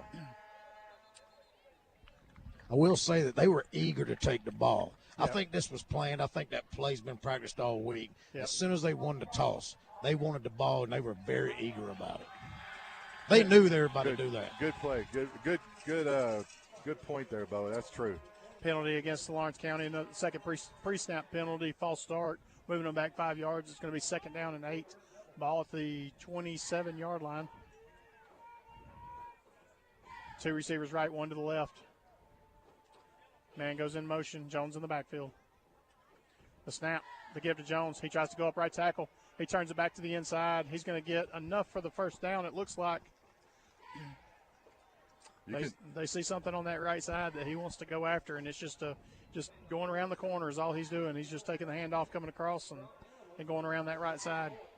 You can see why he's so successful as a young running back. He runs with good shoulder pad level. He looks very convincing when he puts his foot in the ground and hits the hole. He's quick. Ball on the far hash. 2 receivers right, 1 to the left. The snap. To give to Jones again. Same play off to the right side. He's going to pick up 3 or 4 on the play. I think he's getting down to about the 15-yard line. 9:45 to play in the first quarter. We're just underway. Lawrence County driving. Hey, from up in the box, can you guys see the size difference between their right tackle and our left side of our defensive line? When they get back on the line, we'll check it out. Second down and a long 6. Are you thinking they have an advantage there, Bo? I don't know, but David just made a great point. They are loving that right side. Right. They do look big on that right side for sure. Jones still in the backfield. King with a snap. Give to Jones, right side. He tries to turn it in the hole. Not much doing there. He might pick up 1 or 2 on the play, but it's going to bring up third down. I think he picked up a yard on the play. I do know one thing. They're running away from 54. They're running away from Cole. Cole's on our right side, which would be their left side. I believe that's where he's lining up. It looks like he might be shading over now to the right. I didn't see him lining up there on the right side earlier. But it looks like they've ran the same play 3 times in a row. Every play they've had has gone to the right side, including the pass play. Yeah. Third down and 6. 8.5 minutes to play in the first quarter. Single back in the backfield. The snap. To give to Jones. He comes to the left side this time. He's crossed the 10, crossed the 5, battling his way down to the 4-yard line. Red Devils are going to have first and goal. We did a good job. I think Avalos came up to make that tackle, but we pursued him from the backside and really kind of helped the running back run our own defender over.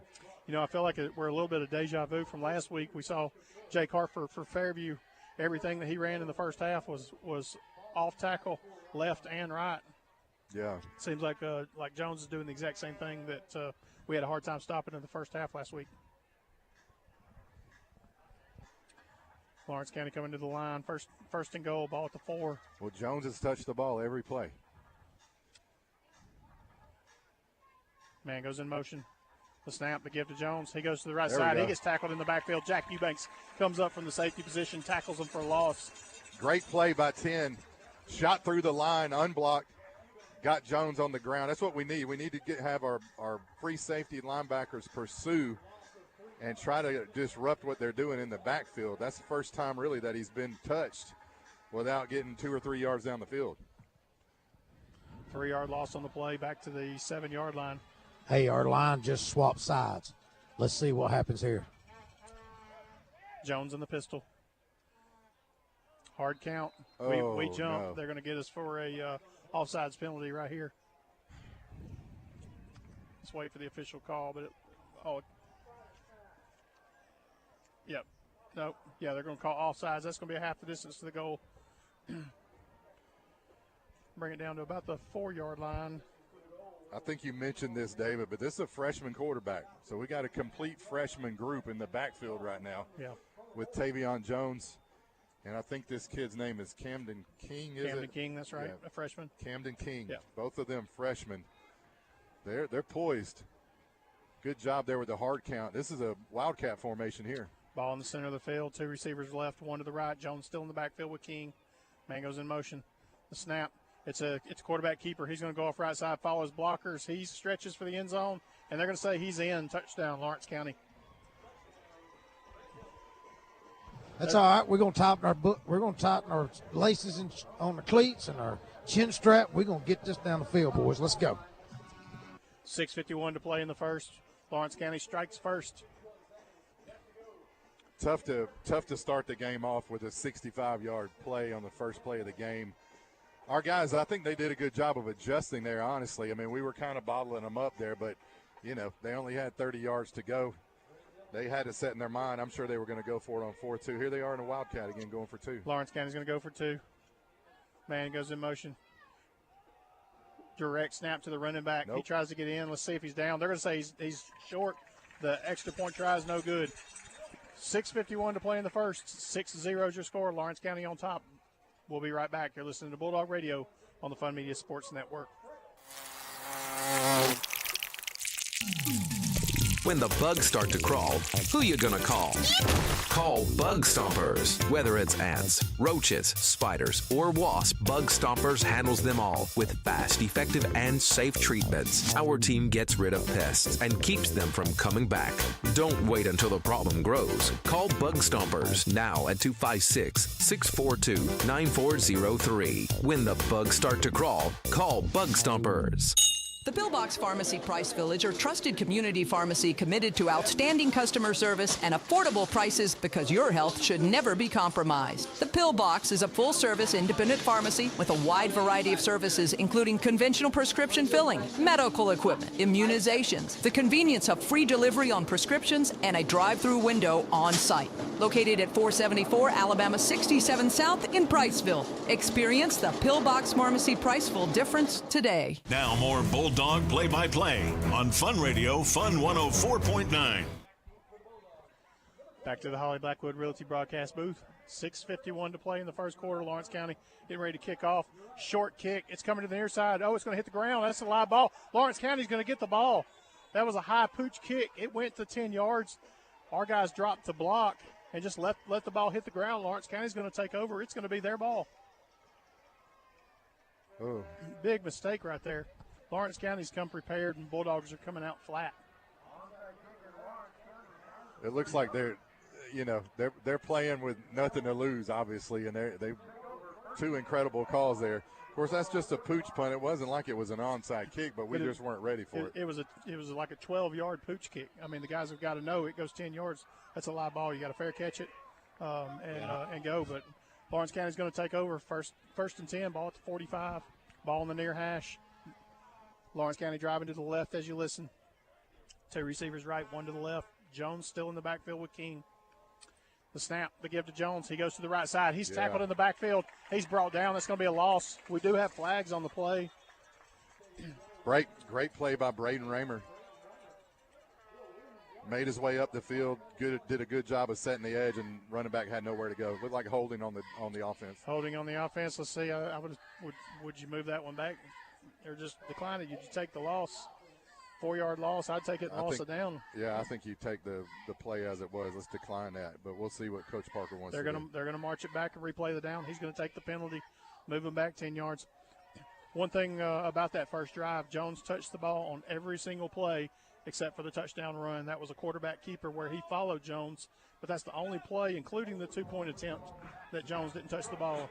No, I thought it was a Wildcat. Now Wildcat to Jones. Jones scored. I think it was. I think it was. It may have been, and I know. But I know what you're saying, though. I mean, here it is again, second series. He's touching the ball again. So they definitely want to get him. And jumping out into the Wildcat right now. 4 receivers right, 1 to the left. Direct snap. It's going to be a pass out in the flat. It's going to be a double pass, and they're going to pass it back to Jones. Over Jones' head. He passed it out to the quarterback, which was King, who was one of the receivers that had motioned out to the side. He tried to turn around and throw another 50-yard pass across to the near side of the field, but that ball was overthrown. Jones couldn't reach it. We did a great job of covering the receivers. There were 3 receivers over there on the far side. They were all covered up, and 1 over here on this side, he was covered up. So, I know the play was meant to go to the quarterback, but we did do a good job of covering anything that was going down the field. Second down and 20, ball at the 45. 6:17 to play in the first quarter. King takes it. He drops back. He rolls out to the right side. He throws on the run. He's got a receiver over there. He catches it. That's going to be a pickup of about 12. He's knocked out of bounds, bringing it 3rd down and 8. Good play. Good pickup there on 2nd down to give him a manageable down here on 3rd and 8, 3rd and 9. Good play there. Just a simple little out pattern, 10 yards and out to the sideline, and he put it on the money. Good catch. Back to the 44-yard line. He needs 9 yards to move the sticks.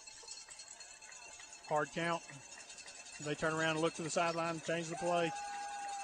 They move Jones back to the pistol. King still at quarterback. 3 receivers right, 1 to the left. The snap. They give to Jones. He goes straight up the middle. He's just plowing his way. He's going to pick up a couple on the play, but that's going to be 4th down and 6.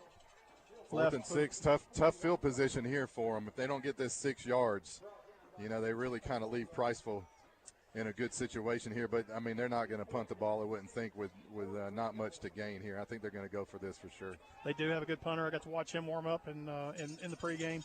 He's got a good leg. Really, I figured Jones would be punting too. He might. Jones lined up in the pistol, heavy package. Now they're going to go to the Wildcat. King's going to jump out. It's going to be back into that spread formation. And we've got a timeout on the field. And it's going to be a timeout, Lawrence County. So we're going to take a break. 5:27 to play in the first. 6-0 is your score. Lawrence County on top. We'll be right back. Football season is here, and there's no better way to enjoy the game than with Flash Fiber Internet from Joe Wheeler EMC. With speeds up to 2 gigs, Flash Fiber gives you the power to stream every touchdown, every play, and every victory without a hitch. So visit jwflash.com and experience the winning difference of Flash Fiber. It's time to get away from that old-fashioned internet provider and take a giant step into the future with Flash Fiber from Joe Wheeler EMC. Flash Fiber, your high-speed internet connection for Morgan and Lawrence counties. Visit jwflash.com to learn more. In a small town, you get unique benefits, such as the personalized attention at DOC Orthopedics. Our physicians live right here in the community. It not only makes them your neighbors, but also a part of your extended family. That's the level of care you receive. Even without an appointment, you'll always see a board-certified physician. Experience world-class orthopedic care from doctors who genuinely care about our community. DOC Orthopedics and Sports Medicine has proudly served our local community and sports programs for over 50 years. Priceville Bulldog Football, 104.9 FM. Big fourth down play coming up for Lawrence County. King in shotgun. The snap to give to Jones. It's a double handoff. The ball's on the ground. Got it. Lawrence County recovers, but with that being fourth down, that's going to be a turnover. 7 or 8 yard loss on the play. While we've got a break, we're going to send it over to Ken for the Gilbert and Bob Ford in-game scoreboard. Here's Ken.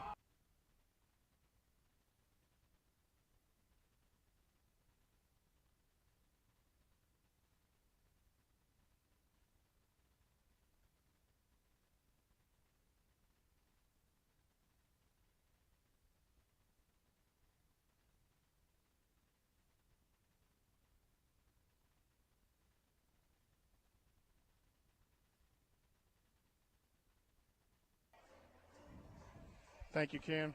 7-7 score with Ardmore. East Limestone, y'all heard that. Huge momentum shift right there, I believe, for our guys. 5.5 minutes to play. Sheldon's at quarterback. He throws it out to Maywell out in the flat. It comes to the near side. He's knocked down. That's going to be a loss on the play. A loss of 1 on the play. Good job of the Red Devil defenders there to fight off their blocks and get to the running back who was out on a swing pattern out here out of the backfield. That was a good job on them to get him down to the ground. First time the Bulldog offense has been on the field. We're clock's down to 5 minutes here in the first quarter. 2 running back set, 2 receivers left, 1 to the right. Bulldogs driving to the right as you listen. Graham at quarterback. Ball in the near hash. Man comes in motion. The snap. The give. It's Bronson straight up the middle. He's tackled in the backfield. Another loss on the play. Wow, big play for their defense. 15 comes through, unblocked. Brings Bronson to the ground. Phillip Schenkel on the tackle. 3rd and long. 13 officially, ball at the 47-yard line. Red Devils came to play tonight. This is a big play for us. We need to be driving the ball, and you know, we haven't had any success so far. Obviously, we've only had 1 series here, but 3 receivers left, 1 to the right. Sheldon rolls out to the left side. He's trying to throw on the run. He throws it. He's got a receiver. It's going to be enough for a first down, and he's going to be tackled at the 36-yard line. That's going to be a Aiken and Associates first down. Senior wide receiver Hudson Eubanks on the reception. Senior to senior there. Senior quarterback Graham to Mr. Hudson, number 2. Good start there for Hudson to get a reception that early in the game. I think that'll give him a lot of confidence going forward tonight. Jack checks out of the game, so does Hudson. 3:39 to play in the first. Graham's still at quarterback. Bronson in the backfield. The snap to give to Bronson straight up the middle. He's just going to try to push his way through the line. He's going to get down to the 33-yard line. Maybe a pick up of 3. I think that was an important first down for us on this previous play. It really was, as we're able to now get on, their side of the field, kind of more plays I think that we can go to probably in the playbook here as we're starting a good gain here on first down. Single receiver on either side. Bronson still in the backfield. Formation shift. The snap. They give it to Bronson. He comes to the near side, turns it back to the middle. Defense is right there. No gain on the play. Bringing up, I guess that's third down. Coming up third down. It looks like about 6 maybe. They're doing a great job, the Red Devils, of tackling. I mean, when they get to the ball, I mean, we're obviously early in the game, but they're bringing our guys to the ground pretty easily. We haven't broken any tackles. Teams we've played in previously in the year, wasn't always the case. But they're determined tonight, doing a good job of getting us to the ground. Madewell checks out of the game. Hudson Eubanks checks back in. Play clock's down to 10. We're about 2 minutes left to play in the first quarter. 2 receivers left. Single back in the backfield. Man goes in motion. Snap. Give to Bronson. He goes straight up the middle. Makes one man miss. Makes 2 man miss. He's going to be down across the 25. And that should be enough for an Aiken and Associates first down for the Bulldogs. Barely got that play off, David. It was a second or a half a second on the play clock. Really took that one down to nothing. Our guys are lining up on the line of scrimmage, and the play's coming in. And sometimes we'll take it down inside 10 seconds, 5 seconds, and really kind of not much time to play with there. Ball spotted 22-yard line. 1st and 10 for the Bulldogs. 2 receivers right, 1 to the left. Extra tight end. They give to Bronson. He shimmy shakes. He's going to get it across the 15 down to the 12-yard line. That's the Bronco. And that's enough for an Aiken and Associates first down for the Bulldogs. Good determined run there. It looks like we're going with the speed here. We're going to go ahead and line up. We might run this same play. 2 receivers right. They give to Bronson. Straight up the middle. Following his blockers. He gets pursued that time down to the 10. Maybe a pickup of 2 on the play. Looked like the exact same play call. They guarded it a little bit better on the defensive side. Really kind of clogged up that hole that Bronson ran through earlier to get the first down. Now we're down to 2nd down and goal. No, we can get a first down here, can't we? Yeah, we can. We're about 2 yards. Is the 2-yard line is the line to gain. 2nd and 9. Got plenty of time on the play clock. They get the play in. We're under a minute to play here in the first quarter. Single back in the backfield, still Bronson. The snap. He rolls out to the right side. He's looking to throw, trying to find somebody. He's going to throw on the run. He's got a receiver in the corner of the end zone. Jack. And they're going to call a touchdown. Jack Eubanks. Give him 6 on the board for the Bulldogs. Jack Eubanks runs. Simple little drag pattern right across the goal line. Sheldon did a good job rolling out. He put that one on the money. He kind of had to patiently wait for that to kind of open up. He had defenders all around him, and he just kind of slid in the hole, and Sheldon put the strike right on target. Landon Byer coming out for the extra point attempt. Graham, your holder. The snap, the hold, the kick, it's up. And it's good. 38 seconds left to play in the first quarter. Bulldogs take the lead 7-6. We'll be right back. You're listening to Bulldog Radio on the Fun Media Sports Network. Friday nights in Priceville are something special, a time when our community comes together under the lights to cheer on the Bulldogs. As your state representative for House District 4, it is truly an honor and a privilege to serve you. I'm committed to supporting our schools, investing in our future, and showing up for the people who make our community strong. To our student athletes, coaches, families, and fans, thank you for your dedication and spirit. Let's go Bulldogs. Go make us proud. Paid political advertising by Friends to Elect Parker Moore, P.O. Box 164, Decatur, Alabama 35602.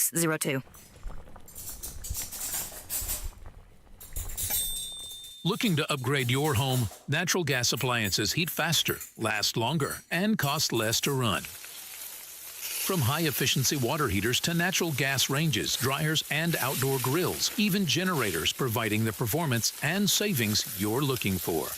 Visit WheelerBasin.com. Proudly serving Falkville, Priceville, Somerville, Trinity, and surrounding areas. From the Holly Blackwood Realty broadcast booth, it's Priceville Bulldog football on 104.9 FM. Back to the Holly Blackwood Realty broadcast booth. 7-6 your score. Bulldogs on top. Landon Byer with the kick. Low kick. It's going to hit the ground at the 18-yard line. It's going to bounce into the Lawrence County Red Devils. He's going to take it out across the 15, 20, 25, out to the 32-yard line. The Red Devils are going to take over 1st and 10. Great hit there. Doesn't surprise me that Trip Sibley, 15's the one that gets up, and he put his helmet right in his shoulder pad right in his midsection. Sibley's got an eye and a head for the ball for sure. Let's see what the Red Devils come out with. Tavian Jones seems to be the bulk of their offense. If you look at the history of their season or the way their season's gone, he has accounted for close to half of their season total yards, and we're seeing a lot of that here tonight. The give to Jones. He's looking for the hole. He gets hit immediately. 42, Chase Couture hits him right at the line of scrimmage. Good pursuit there by Jack Eubanks as well to come off of his receiver here in the slide and help on the tackle. 42, 44. Them two have been a good duo for us all season in the linebacker position. Yeah, and I think that's probably going to be the final play of the game. We're down to 10 seconds. It doesn't look like Lawrence County is in any kind of hurry to be able to get up to the line, and that's going to do it for the first quarter. 7-6 your score. Bulldogs on top. We'll be right back. You're listening to Bulldog Radio on the Fun Media Sports Network. Ready to give your home or business a fresh new look? Let Paintworks' 35-plus years of experience bring your walls to life. We do it all: interior, exterior, residential, and commercial painting. For a free estimate, call Paintworks today at 256-466-9556. That's 256-466-9556. Paintworks. We turn ordinary into extraordinary. Open the door to savings. Foodland has featured fresh, hand-cut quality meats at the best value since 1993. At your Priceville Foodland, you'll find a hometown experience and unbelievable prices. Come in and check out our wide variety of produce, too. Great meat, great service, great prices. Open Monday through Sunday, 7 a.m. to 8 p.m. We thank you for supporting your independent grocer. Priceville Foodland, proud sponsor of the Priceville Bulldogs. Now back to the game on Fun Radio. All right, we flipped the field. 12 minutes are on the clock. We're getting ready for the second quarter. I think this was not quite as much of a record as last week. Last week, I think we did the first quarter in 17 minutes. This one, I think, was like 22 minutes. Well, you can tell the Red Devils came to run the ball too, and that's where they get their bread buttered, right? Number one, he's their workhorse. As we start the second quarter, 2nd and 10. King in shotgun. He gives the ball to Jones. Jones goes to the left side. He gets through the hole. He gets to the second level. He's going to get out close to the line to gain, out to the 45, and that's going to be enough for a Lawrence County first down. Yeah, and they're able to run the ball right now on both sides pretty effectively. They started off that first series killing us on the right side. Now they've swung over to the left side. I wonder if they're just looking at where Big 54 is and just said, let's go to the opposite side of him. He's on the right side right now. Well, we have our line is equally efficient on both sides, yeah. But they're probably seeing that they might have an advantage. Maybe that's why they keep going to one side or the other. 2 receivers left, 1 to the right. Jones still in the backfield with King. He looks to the sideline. I think he has to timeout. I think he's calling a timeout. He didn't like something on the field, and that's going to be a timeout, Lawrence County. So we're going to take a break. 11:16 to play in the second quarter. We'll be right back. You're listening to Bulldog Radio on the Fun Media Sports Network. A dependable lawnmower is just about the best thing you can own. Until it quits. Discount Auto Parts on Alabama 67 in Priceville is the #1 store in North Alabama for lawnmower parts, both new and aftermarket. All brands: Kawasaki, Craftsman, Briggs & Stratton, Honda, Black & Decker, Toro, Ryobi, Troy-Bilt, and more. Discount Auto Parts has in stock or can get lawnmower parts within a day. Get the right lawnmower part at the right place. Home-owned for over 3 decades. Priceville's Discount Auto Parts.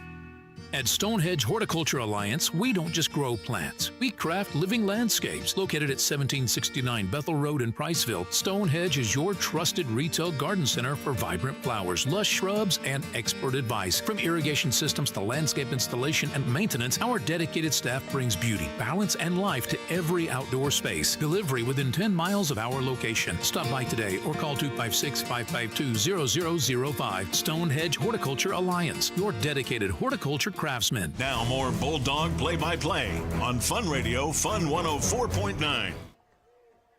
All right, King with the snap. He throws the ball up. It's tipped up in the air, and it's caught. It's intercepted. Sir. Bulldog football. Sincere Baker makes a great play. Actually, the receiver looked like he fell down. Sincere tipped it to himself and made the interception. Great play out there by our secondary to be aware of the ball. They ran a little play action there and passed the ball to a one-on-one receiver, but we made a play on the ball, David. Ball was left a little bit inside. Sincere recognized it. I don't think the receiver for Lawrence County did. And Sincere kind of peeled off of him and was able to get a hand on it just to tip it up. Great play by the defense. I think this is an important drive for the Bulldogs to be able to put this one into the end zone and take control of this game. I felt like that first quarter was really controlled by the Red Devils. I'm kind of surprised that they threw the ball right there. They just got 10 yards on a run. Yeah. But at 1st and 10, maybe they felt that was a good opportunity to take one down the field. Graham at quarterback. Running back to the right side. He's going to get out. Good yardage right there. Colton Madewell. Madewell with a pickup of 7 on the play. Gets it out to the 34-yard line. 2nd and 3. I like seeing 21 get some early action here. He's a difference maker for sure. Low snap, gives it Maywell. He goes to the right side, turns it back to the middle, gets out across the 35, maybe to the 36. He's going to be maybe a yard short, half of a yard short, bringing up 3rd down and 1. Ran the exact same play. A little bit of a different formation change right there. Bronson Carroll coming in. Jacob Aldridge checking out. Dropping a lineman out front, bringing another back into the backfield. Madewell's coming off as well. Ball in the far hash. Single back in the backfield. 3rd and 1. Avalos comes in motion. The give to Carroll. He's going to go straight up the middle. He's just going to power his way across for Aiken and Associates 1st down out to the 41-yard line. I like seeing that. Bronson is our bruiser. He's going to run it between the tackles and do probably most of our damage here. And this will wear on you if you keep having to tackle him. 14's he's a load. He's strong. He's fast. And I like seeing us establishing the run early like we have so far in this 1st and 2nd quarter. 2 receivers left, 1 to the right. Tight end to the right side. Bronson still in the backfield. Graham with a snap. He throws it out in the flat. He's got Uriah Burnham. He's trying to shimmy one guy. He's going to shake off that tackle out across the 45. He's still fighting for yardage. Going to get out to the 48-yard line. Big play right there by Uriah Burnham. Good play. Didn't get many yards. I mean, we probably got, 7 out of the play, which, I mean, he earned every single one of them because he got hit at the line of scrimmage, basically. Yep. But refused to go down. Good heart, a lot of effort there out of 9 to get that yardage. That's a good gain there on 1st down. 9:16 to play, and it looks like we have a timeout on the field. Oh, we've got an injured player. So we're going to take an injury timeout. We'll be right back. You're listening to Bulldog Radio on the Fun Media Sports Network. Designs created for backyards to commercial sites and multi-acre recreational tracts. Timber Creek Land Solutions is committed to utilizing creative and pragmatic approaches to turn your outdoor space dreams into reality. Our design team takes any land space and creates driveways, retaining walls, and outdoor living spaces, including landscape and hardscape design. Our phone number is 256-566-1395. Timber Creek Land Solutions. Clearing paths, creating possibilities. Hey, this is Mike Owen with Owen Home Appliance Center. I'd like to personally invite you to come out to our store at Morgan City, Lacey Springs, Alabama, to our interactive showroom where we have Viking, KitchenAid Cafe, Whirlpool, Frigidaire, Maytag, and Speed Queen. Come see us. Let us take care of you. Owen Home Appliance Center. Quality products, quality service, quality pricing. It's in the name. Owen Home Appliance Center. Priceville Bulldog Football, 104.9 FM. Back to the Holly Blackwood Realty broadcast booth. 9:15 to play in the 2nd quarter. Bulldogs facing a 2nd down and 5. Ball in the near hash. Avalos goes in motion. Graham takes the snap. The give to Carroll. He kind of gets hit in the backfield, makes that man miss, gets across, and that's going to be enough for another Aiken and Associates 1st down for the Bulldogs. Good job pursuing by the Red Devils. Really had him hit in the backfield. Bronson just did a good job of keeping his feet going, shifted just a little bit, he kind of fell forward. He just kind of backpedaled into it. Really he backpedaled for about 5 yards. Yep. Kept his balance, kept his feet going. Good, strong run. Now we're on the 45 here, David, and really got a lot of options here, I think, as we try to drive this in the end zone. 1st and 10, ball at the 45. 2 backs in the backfield, 2 receivers left, 1 to the right. They give to Carroll. No, it's an option play. Graham comes to the near side. He's just going to keep it himself. He's going to get across the 40 down to the 38-yard line. Good play. I love the way Sheldon patiently kind of runs with that ball. And a lot of times he'll catch that defensive end. He just rushed too far up the field, and he cut it right inside of him, and he was able to get the gain on that one. 8:25 to play in the half. If you just joined us, score by each team, Tavian Jones moved the ball down the field on a 60-yard pass along with 37 yards on the ground. And the score by the Red Devils answered by a touchdown pass from Sheldon Graham to Jack Eubanks. The give to Bronson. Bronson's going to get close to the line to gain. And that's going to be enough for an Aiken and Associates first down. Yes, sir. I actually think he got about a half a yard over it, but they kind of pushed him back a little bit. But nonetheless, they give him the first down. So here we are. We're moving. 35-yard line. Looking good right now. I love the way we're mixing it up a little bit, keeping them off balance with the quarterback run. Otherwise, we're just running with the running backs. Formation change. Pushing 3 receivers to the right side, 1 to the left. Bronson still in the backfield. Sheldon drops back to pass. He's got pressure. He's going to get flushed out. He's going to come into spaces across the 35-30. Turns it back to the inside. He makes one man Jimmy. 10. Yes, sir. 5. Touchdown, Bulldogs. Yes, sir. You could almost see him kind of just slowly setting those blocks up, and then he made that one last guy miss. Gave him a little dipsy-do to the inside and took it to the corner of the end zone for 6. Good job there.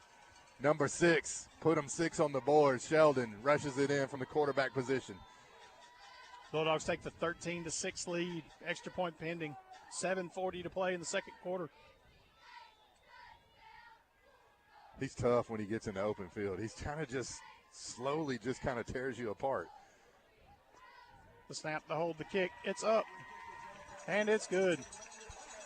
7.5 minutes left to play in the first half. 14-6 your score. We'll be right back. You're listening to Bulldog Radio on the Fun Media Sports Network. Ready to give your home or business a fresh new look? Let Paintworks' 35-plus years of experience bring your walls to life. We do it all: interior, exterior, residential, and commercial painting. For a free estimate, call Paintworks today at 256-466-9556. That's 256-466-9556. Paintworks. We turn ordinary into extraordinary. Open the door to savings. Foodland has featured fresh, hand-cut quality meats at the best value since 1993. At your Priceville Foodland, you'll find a hometown experience and unbelievable prices. Come in and check out our wide variety of produce, too. Great meat, great service, great prices. Open Monday through Sunday, 7 a.m. to 8 p.m. We thank you for supporting your independent grocer, Priceville Foodland, proud sponsor of the Priceville Bulldogs. Now back to the game on Fun Radio. Back to the Holly Blackwood Realty broadcast booth. 35-yard touchdown scramble by Sheldon Graham for your Citizen Family Dentistry scoring recap. 14-6 your score. Landon Byer lined up to kick. Ball at the 40. Kick is underway. High kick, middle of the field. He's going to catch it at the 5-yard line. He's going to bring it out across the 10, across the 20, out to the 30. Ooh. Makes one man miss, and he's going to fall down out about the 35, 36-yard line. And while we have a stoppage in the action, we're going to send it over to Ken Williams for your Gilbert and Bob Ford in-game scoreboard. Here's Ken.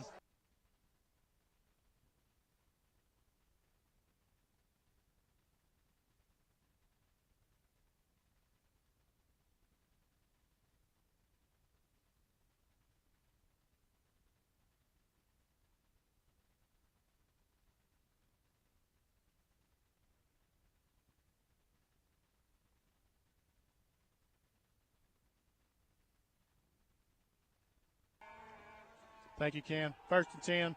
Ball given to Jones. Jones, he's going to get tripped up right at the line of scrimmage. Maybe a pickup of half of a yard, bringing up 2nd down and 9. Did I hear 13-13? Sardis? No. Sardis and Fairview. Really? 13-13, yeah. Interesting.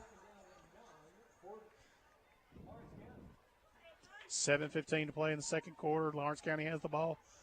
Red Devils driving to the right as you listen. Looks like we've definitely made some adjustments on the defensive side, try to handle number one a little bit better. Jones is talented. He's quick. He's confident, and slowing him down has been a task so far, but we're doing some good job right The now. snap to give to Jones. He brings it to the near side. He gets outside tackle, turns it back in. He's tackled. He's going to be short of the line to gain. That's going to be a pickup of 7 on the play. Wow, that's a good spot. I saw him about a yard short of that, but maybe not. Third down and 2. 3rd and 2. You know, for these two guys, King and Jones, both in the backfield, they're doing a really good job of managing this offense, just managing the play of the game. Absolutely. Oh, no. And they're going to get a hard count, and they're going to catch us jumping across. I didn't see if that was John Scott or if that was Cole Oliver. That was Cole. Braden Raymer. No, that was Cole. Was it? Yeah. Just kind of jumped Definitely 54 on that small one. jump just into the neutral zone, and they threw the flag. That's going to be enough for a first down for the Red Devils. Putting the ball out to midfield. I heard Jones is going to lead the drum major, too, at halftime. He might. That kid's everywhere.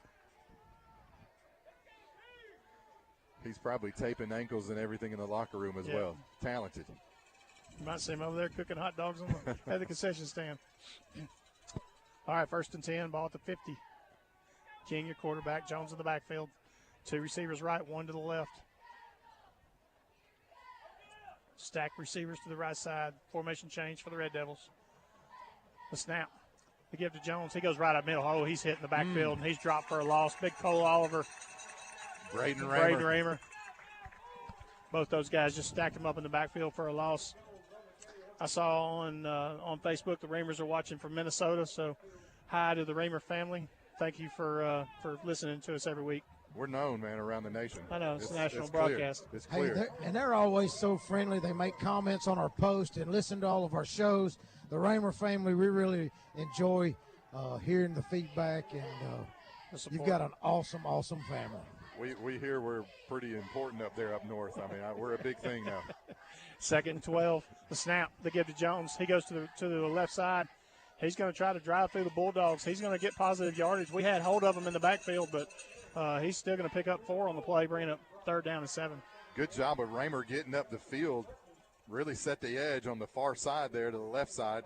Running back just put his foot in the ground. Jones said, no, I'm going to go up the middle here, and he was able to get a good gain out of that one. 4:40 to play in the first half. 14-6 your score. Bulldogs on top. I still think that's the way to slow them down, though. Get up the field with our edge rushers, force them back up inside where there's more tacklers. You think you're going to see any kind of play action right here? And they're going to do a hard count, catch us. They're going to throw a flag. Oh. Another pre-snap penalty right there for the Bulldogs. That was Chrisman. 5-yard penalty. That's not going to be enough to gain, but that's going to put them in a real manageable situation with Jones. You know, for Coach Voss, you think, okay, could this be a play action? Let's get my guy out in space. But now you would expect this ball to go to Jones. It's going to go off tackle. He's going to try to just physically pick up the yards himself. Is there some kind of rule against clapping? And I think, isn't there something that if you can really go overboard to make them jump off sides? No. No? The quarterback can do anything. He can do anything you want. For some reason, I could have sworn there's some kind of rule that they can't do something that's overly, looks like they're trying to draw them off sides. But I could be wrong, though. 3rd down and 2. And we've got a timeout on the field. No, they're going to call false start. Excuse me. Parker, they were talking to Parker over here on the sideline, and I thought Coach Parker had called a timeout, but I guess Coach Parker was hollering at the ref that they moved, and so they give them the 5 yards back, moving it back to 3rd down and 7. What's funny is the quarterback and the running back looked over here at our sideline like, what just happened? I think they might have heard Parker saying he jumped off side, or he's a false start. I want to bring something to light real quick. Every time that we've jumped and it was a penalty, the very next play we blitzed and got them in the backfield. I feel like they're antsy. They know they're fixing to get through on those. Everybody up on the line. Jones gets the snap. That's a false start for sure. We've got another flag. I don't know. That might be a timeout. I think the coach is on the field over there. That's a timeout for them. Timeout, Lawrence County. 3:13 to play in the first half. 14-6 your score. We'll be right back You're listening to Bulldog Radio on the Fun Media Sports Network. A dependable lawnmower is just about the best thing you can own. Until it quits. Discount Auto Parts on Alabama 67 in Priceville is the #1 store in North Alabama for lawnmower parts, both new and aftermarket. All brands: Kawasaki, Craftsman, Briggs & Stratton, Honda, Black & Decker, Toro, Ryobi, Troy-Built, and more. Discount Auto Parts has in stock or can get lawnmower parts within a day. Get the right lawnmower part at the right place. Home-owned for over 3 decades. Priceville's Discount Auto Parts.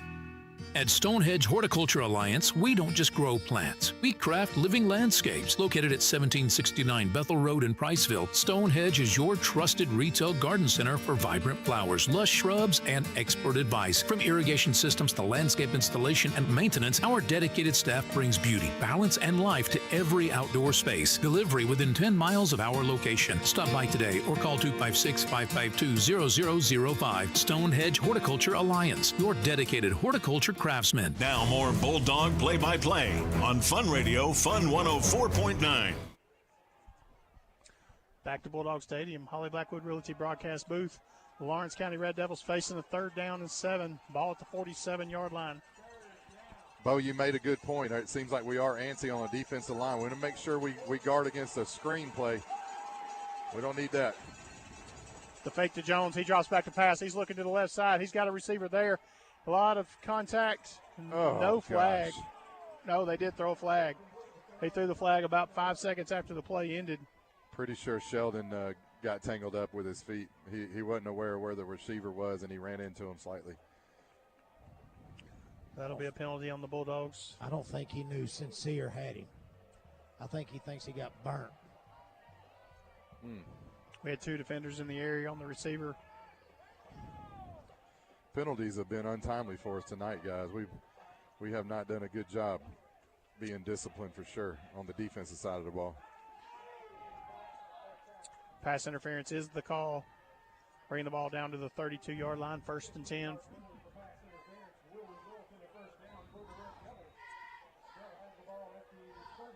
Maybe it's something we can clean up. We just gotta feels like we're a little bit off balance, guessing a little bit. Maybe we're pursuing well, but the secondary, I don't know. Ball on the far hash. The high snap. It's over King's head. King's gonna Bulldogs are gonna have it. Yes, sir. Bulldogs are gonna have it. Julian Avalos comes up with the fumble. It was a high snap over King's head. It hits the ground. King tries to fall on it, but it bounced sideways. A couple Bulldogs right there, and Avalos comes up with the ball. Avalos, I'm glad to see something good. He seems to always kind of be around the ball. I don't know if he's had a turnover this year yet, so to see 18 jump on the ball, and you can see how excited he was. Good for Julian. Bulldogs are going to take over 1st and 10, ball at the 45-yard line. A little over 3 minutes to play here left in the half. Good 2-minute offense right here for the Bulldogs. It'd be nice to put this one in the end zone before the break. Eubanks goes in motion. 2 backs in the backfield. It's going to be the option play to the right side. He's going to kick it out to Madewell. Madewell's going to get around the corner out to the 50-45. He's going to turn it back, and we've got a penalty. It's going to be a block in the back. Multiple flags coming in from 2 different directions. Yeah, Uriah got him in the back for sure, blocking the back. He even went over and apologized to him. No, it's going to be holding. He went over and we may have 2 different penalties. Let's see what the official call is. Flags came in at 2 different times, but we'll see. Holding against the offense. Untimely. What a great run. Yeah, no, it's just a single penalty. It's going to be hold 10 yards from the spot of the foul. We're going to replay the down, but that's going to be that's going to still pick us up about 4 yards because we were in positive territory when that play happened. So it's going to be 1st down and 6. Ball at the 49-yard line. Single back in the backfield. Graham in shotgun. The snap. He rolls out to the near side. He's got a blocker. He's throwing on the run. He's got Jake Hamilton. He's going to catch it, and he's going to be brought down. I don't know. They took the ball from him. They just big boyed the ball out of his hands. No, he was down. Let's see. Forward progress. One thing I can say is number 15, he was all over Jake when they had the ball. It took just a couple seconds to get him to the ground, and they were probably wrestling for it. But they're going to say it's Bulldog Bulldog ball, and that's going to be enough for an Aiken and Associates first down. I saw what you saw, David. I'm not sure he ever really truly caught the ball completely. It looked like it was a 50-50 kind of thing almost. Yep. Ball at the 41, first and 10, 2.5 minutes to play. Ball in the near hash, formation change. Jack Eubanks, Colton Maywell going to the right side. So we've got 3 receivers right, 1 to the left. The snap, Graham drops back. He rolls out to the right side. Flags on the play. He's got a receiver. He catches across 30, 25. He shakes that one. He's going to try to get outside, and he's going to be drugged down about the 20-yard line, but let's see what this flag is. It might be illegal formation. I'm not sure. No, it looks like we're going to get the first down. Flag was thrown back at the 45-yard line. Yep, it's against us. Yep. Illegal formation. Illegal shift. I think we might have had too many guys on the line of scrimmage there. I don't know. 5 yards from the previous spot. We'll replay the down. I don't know if you guys realize that was the play that Sheldon scored on a touchdown. Exact same formation, rolled out that way with receivers were in the same position.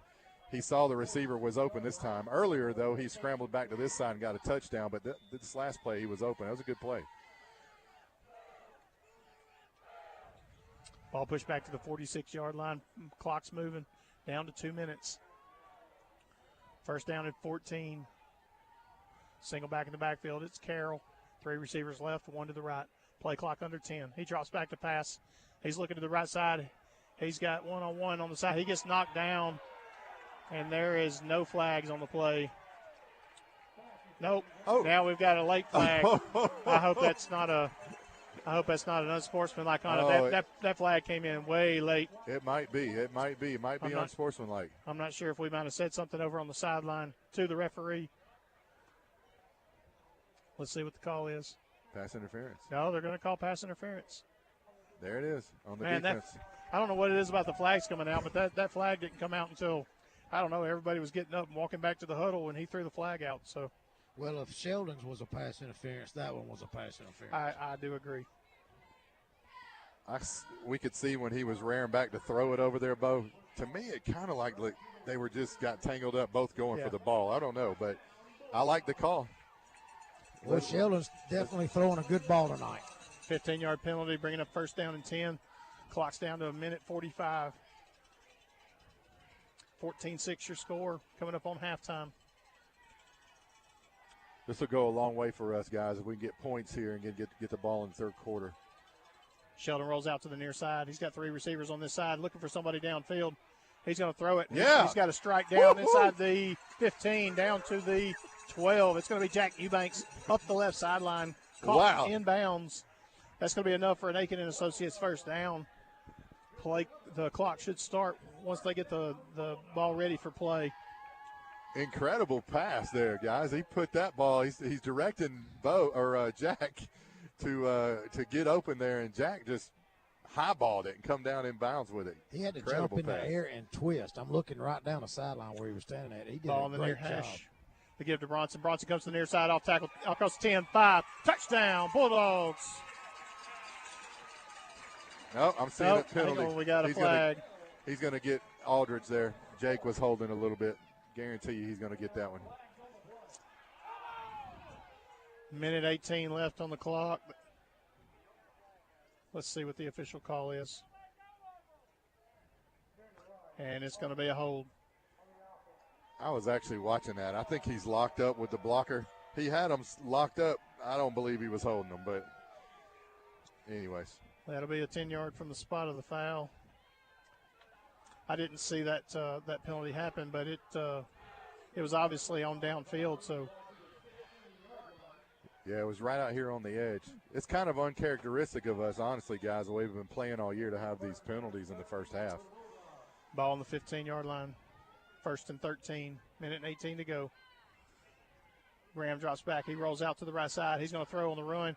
Oh! He's got Uriah. Touchdown. Bulldogs. Uriah Burnham, and Burnham he did. Into the corner of the end zone. 9 for the touchdown. Give him 6. And we've 6 got is another on 5. flag on the play. After the play, flag was thrown at the Lawrence County bench. Oh, the coach is on the field over there.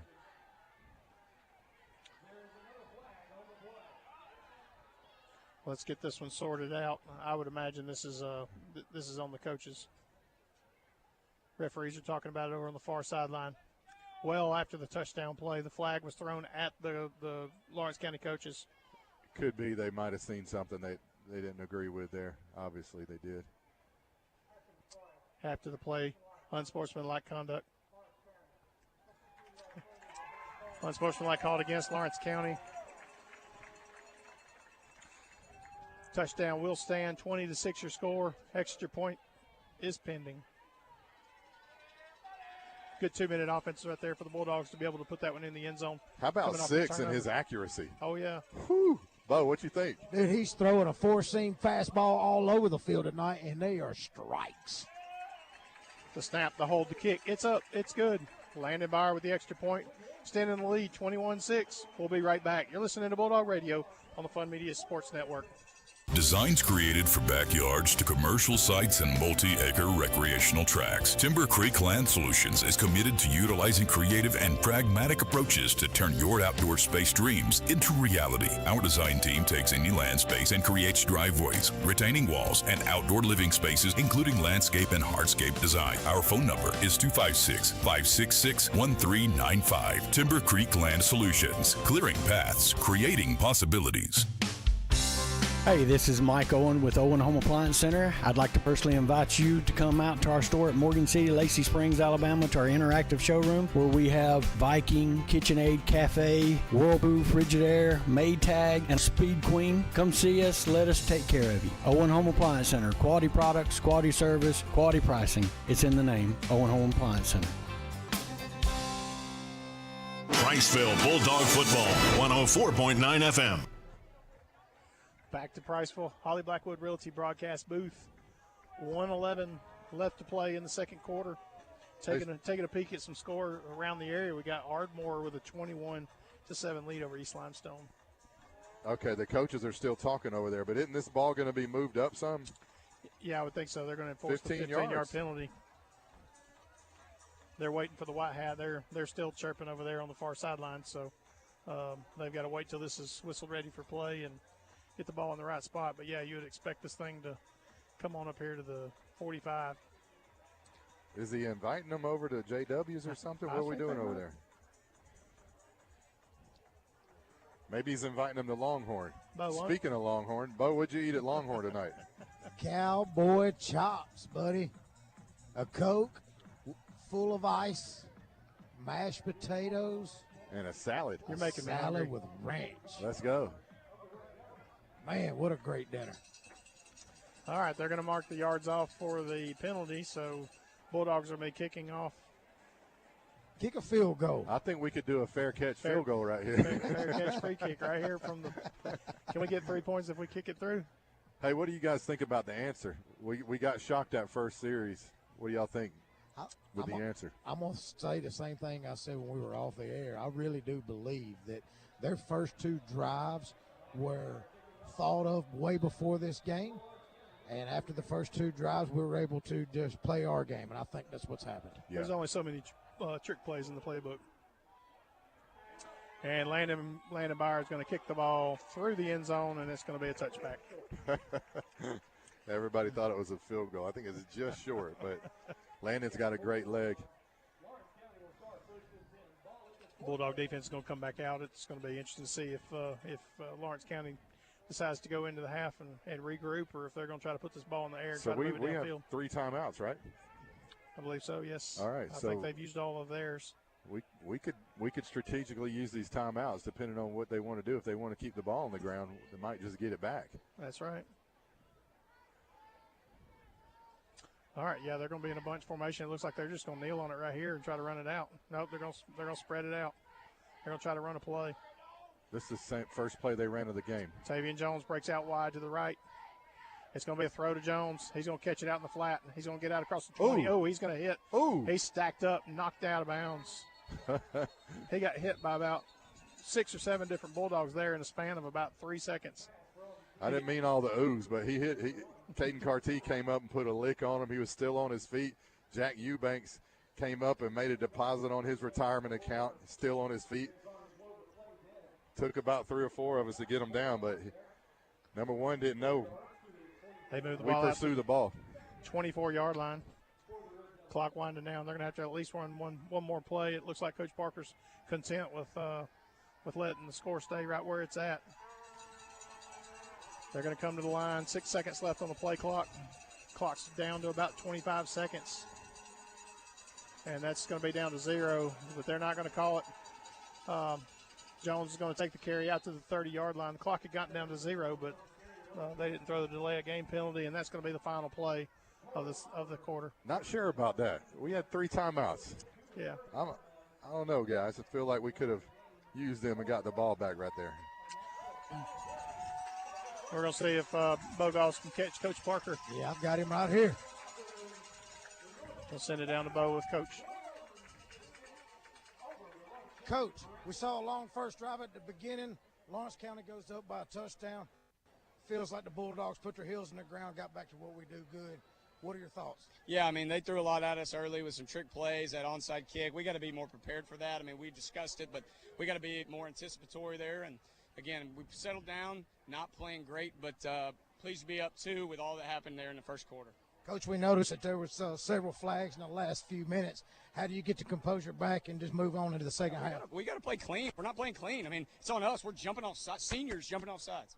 And we got to clean it up. Thank you, Coach. Good job, Bo. All right, that's Bo Goss with Sharp Roofing and Construction sideline report. I mean, you heard it there. We do have to clean it up, and I think that's something that he kind of mirrored with what we had said early in the game. That's not something that's characteristic of us, and it's not something that we can do. Right. We can't continue to give them 5 yards here and 5 yards there, especially in those critical, like, 3rd down and 7 type plays. We can't give them 5 yards and put them into 3rd and short. Yeah, because they're running the ball, and, it could represent time that comes off the clock. Maybe not points, but time that we don't have the ball. So. Yeah.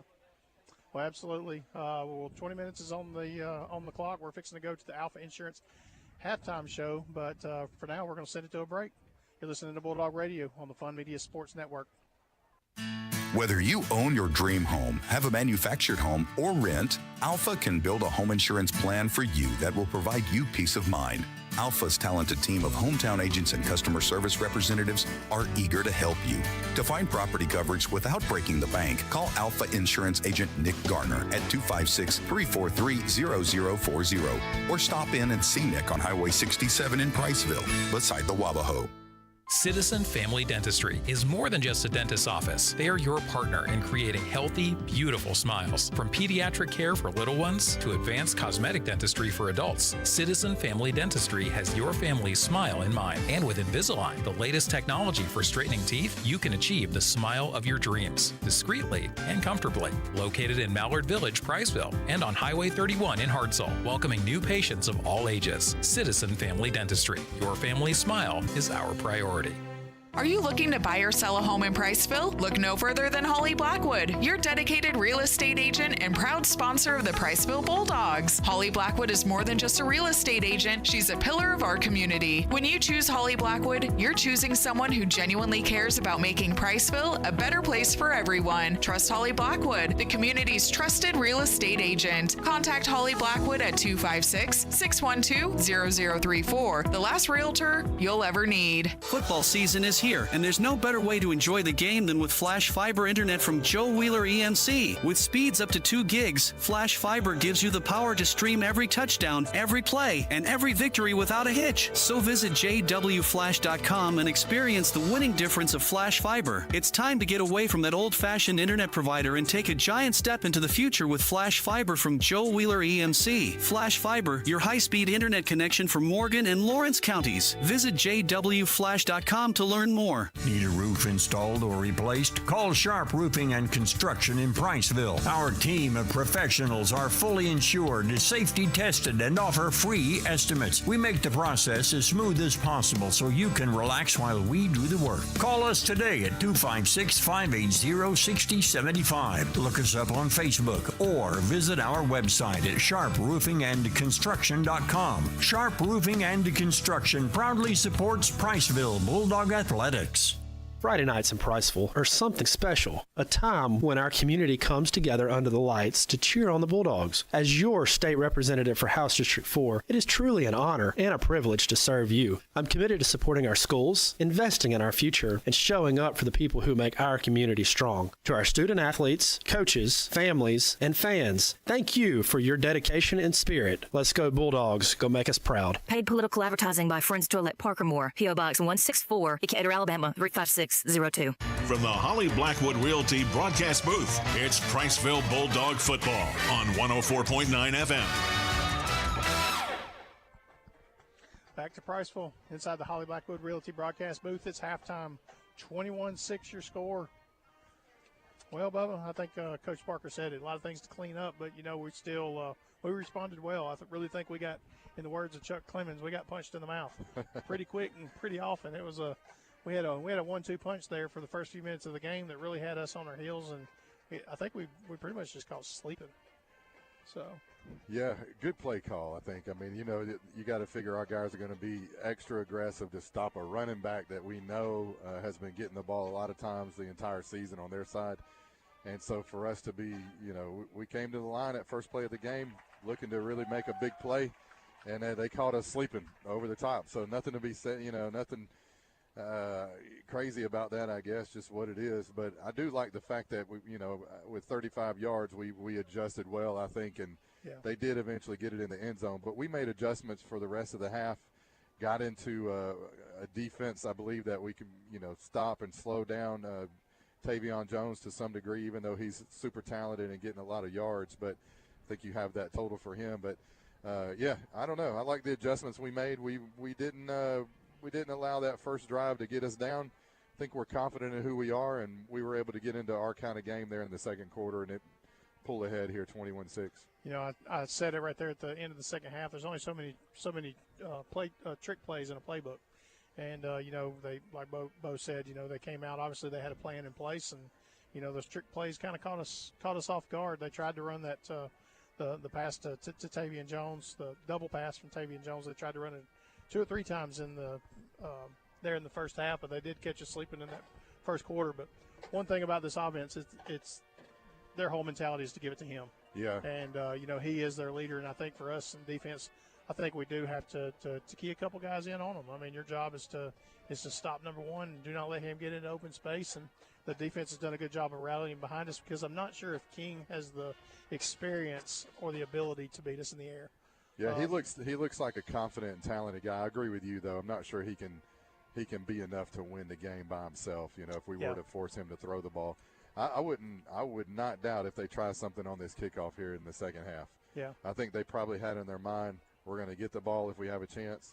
We're going to run this play like they did, get a big gainer, and then obviously they scored. They come right back with a kick, try to get in the ball. I think they're trying to keep the ball out of our hands, which good for them. They're trying to do everything they can within the rules to win the game. And you say that, and it was I think we were talking to Coach Phillips a couple weeks ago, and we were talking about the Hatton West Morgan game, and that was something that that was a game plan that they had over there was don't let Savarius Evans and Tayshawn Love get the ball. And, and it worked. They went through the first half, and I think Hatton only got the one drive, one possession the entire first half, just due to clock management, time management, onside kicks, and just a successful game plan. But that was a game that West Morgan had to play right after the Priceville game when we talked about how those teams might smell blood, and at the same time they were in a team that was trying to rebound and figure out an offensive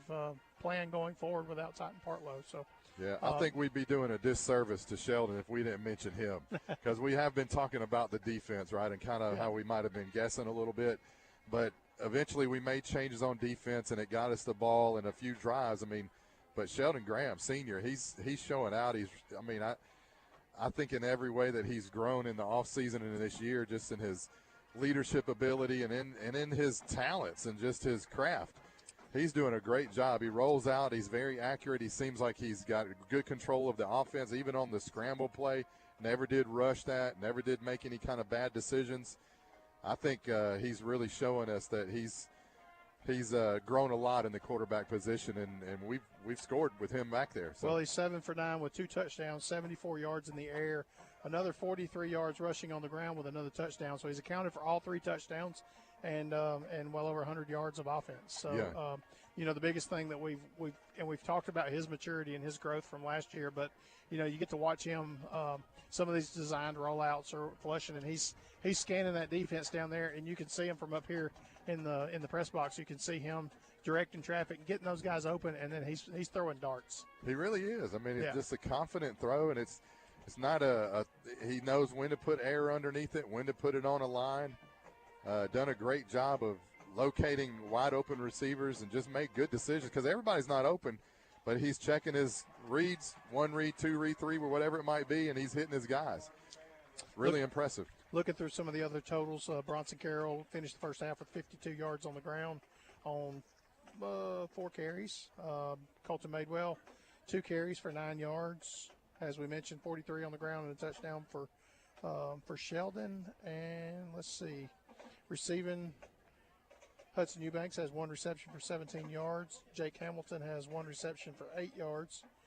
Uriah Burnham has 2 receptions and a touchdown for 21 yards. And Colton Madewell has 1 reception, but it was for negative yards. And Jack Eubanks has a 19-yard reception. Yeah, I mean, you look at how he's moving the ball around. I mean, who else is going to catch it? Did Colton catch one too? Yeah, Colton caught one too. So you've got just receiving. You got Jake Hamilton, Uriah, Colton Madewell, and Jack Eubanks all receiving passes. 7 for 9 for Sheldon. On the flip side, we talked about Jones. 124 yards of offense just by him alone. They haven't really done anything with anybody else. I think. Does that include the 65-yard pass? 60. He had a 60-yard pass, and then he's got 68 yards on the ground with a touchdown. So 128 yards for Tavian Jones there in the first half of just all-purpose yards. So. Are there any adjustments we need to make, David? Do you think?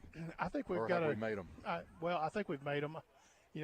I do agree with you. I think they're going to try to come out with something different just for us to look at. I think that's going to be their only chance, and I think that they're just kind of grasping for straws. So I think we've got to contain Jones. I mean, period. There's and we kind of say that every week when you start looking at teams like Fairview with Jake Harper and Ardmore. I mean, everybody's got the guy that we've got to contain. Stop the guy, make him beat you with somebody else. Right. So, what do you think defenses say with us? What guy are they stopping? Well, I think they got to control the line of scrimmage. I think that's a team when they look at us. If they can cause chaos, and so you look at the first half of the West Point game, and I'll say that I really think that West Point beat us up front. Yeah. And our guys were in the backfield. The quarterbacks didn't have time to get the ball out in space to find those receivers because they were just putting us in a kind of a panic mode. Right. And I think that's your best defense on us is really get pressure in the backfield. Do you think our size might have an impact here second part of the third quarter? I might start wearing on them a little bit. I really think our depth will. With us being able to run a 6-man front, you bring out a Jacob Aldridge, you bring out a Julian Avalos, start running a little bit heavier formation on one side. You put Bronson in the backfield, you put Colton Madewell in the backfield, and let those guys just ground and pound. You're really going to wear down a defense that is not super deep. Yeah. And, I think that's going to be the pivotal factor, and I think that's kind of where they run out of steam. If you look at their season, they're not teams that get blanked. I mean, Tavian Jones and this offense, they put points on the board, but they also give up points. So you start seeing these scores that are like 55-20 or something. They're putting the ball in the end zone 2 and 3 times a game. They're just they don't have the defense to be able to corral some of these talented offenses. Yeah. So, we're going to take another break. This halftime show is presented by Alpha Insurance. Nick Garner, if you need to see him, go see him at 738 Alabama 67 here in Priceville. We're going to take a break. You're listening to Bulldog Radio on the Fun Media Sports Network. Hey guys, Bo Goss with First and Sold Marmac Real Estate. Did you know that homes sell 10 times faster during football season and that your offer to buy a home has a greater chance of being accepted during football season? Okay, I'm just kidding.